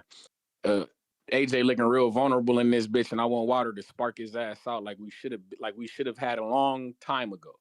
But that's neither here nor there. Shout out Josh Kelly. I thought that was a good win. I know guys saying he looked like shit. His nose was broken, but it wasn't from punches that Agyarko was landing. That was a headbutt that happened in the clinch. You feel me? And you feel me? Josh Kelly got his shit broken, but he was still fighting back. He showed toughness. He showed grit to me. That was actually my fighter of the weekend. I like what I seen from Josh Kelly. I was impressed with bro. I like Josh Kelly. I think he halfway decent. He got some Olympic caliber skills on him. You can see it in his feet. You can see it in his speed. You can see it in his head movement. I like Josh Kelly, man. He looked good, man. I like him. I like him a little bit more than I thought I did, for real. But shout out to him. That was a good dub. And I don't know if anybody talked about it, but that Ryoto Tsutsumi guy, the Japanese motherfucker, he halfway decent. He stopped Buddy in 2 rounds. I was not expecting that shit. He looked good. He looked like he fast. He punching out that bitch. Ness, I don't know if you caught that. Did you catch him? The Japanese cat? Yeah. No, Ryoto, no. You didn't catch him? No. Okay, yeah. They seem like they trying to fast track him as well. He got 5 fights. That put him to 5-0. They seem like they trying to fast track him in that bitch. Like the competition there at 130. I mean, it ain't too steep like that. It ain't. I feel like shit. He might in the next 3 fights or something. Don't be surprised if you see him in the title fight. But other than that, shout out to the boxing that we had this weekend. Boo Boo made a good return. But yeah, August 1st, we got my guy, Charles Townwell. We back. It's your time. Y'all be cool, man. But it's not your time. All right. We got Punch Talk Boxing. What up? What's up with it? What up? Bruh, man, I got a fucking hangover right now, boy. I was turned last night. I don't even remember much of the fight. But from what I remember, bro, that shit was boring, bro. Errol Spence, Tszyu, that shit wasn't really no good action, bro. So from what I'm hearing, bro, no more Spence, huh? Now he retired. Yeah, boy, so that means fucking Spence should have won, bro. I knew Errol Spence was gonna win, bro. I even bet my dad last night. He talking about Tszyu gonna win. Bullshit. I told him, come on, bro. Errol Spence gonna win. But he didn't win. Yeah. Really? What the fuck? No. Who won? Tszyu, the opposite of Errol Spence. Oh, okay. See, I told you I was turned last night, boy. I swear. Oh shit. Yeah, I was too turned, boy. I'm telling you, What? bro. I gotta hang up. I gotta Damn. hang up. Yeah, I was turned. I was turned, bro. But oh damn, that's Manny. Okay, this whole time, bro, I thought Errol Spence won, bro. Damn. But see, that's what alcohol does to you, bro. Damn. Okay, good for Tszyu, bro. I'm glad he won, bro. And I mean, shit, what you expect, bro? He was gone for 3 years. He come back. Of course, he ain't gonna fight no more, bro. But what's up with Joshua? He got knocked down. Yes, sir. Okay, yeah, I didn't get a chance to watch that when I was at an event yesterday. So that's crazy, bro. How these dudes is coming up here getting an easy fight like Tyson, and he gets dropped by somebody who's unknown, bro. It's a trip, bro. Come on, bro. You guys gotta step it up, bro. Shit. Big names out here can't be getting dropped by just a random. You feel me? But yeah, bro, hungover or not, bro, I'm still tuning in. You feel me? TBV. You guys have a blessed Sunday. Salute, champ. Salute.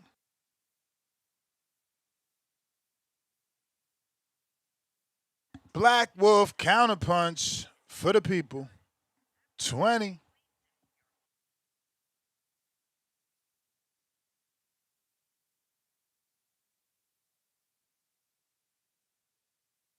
Last call for them callers.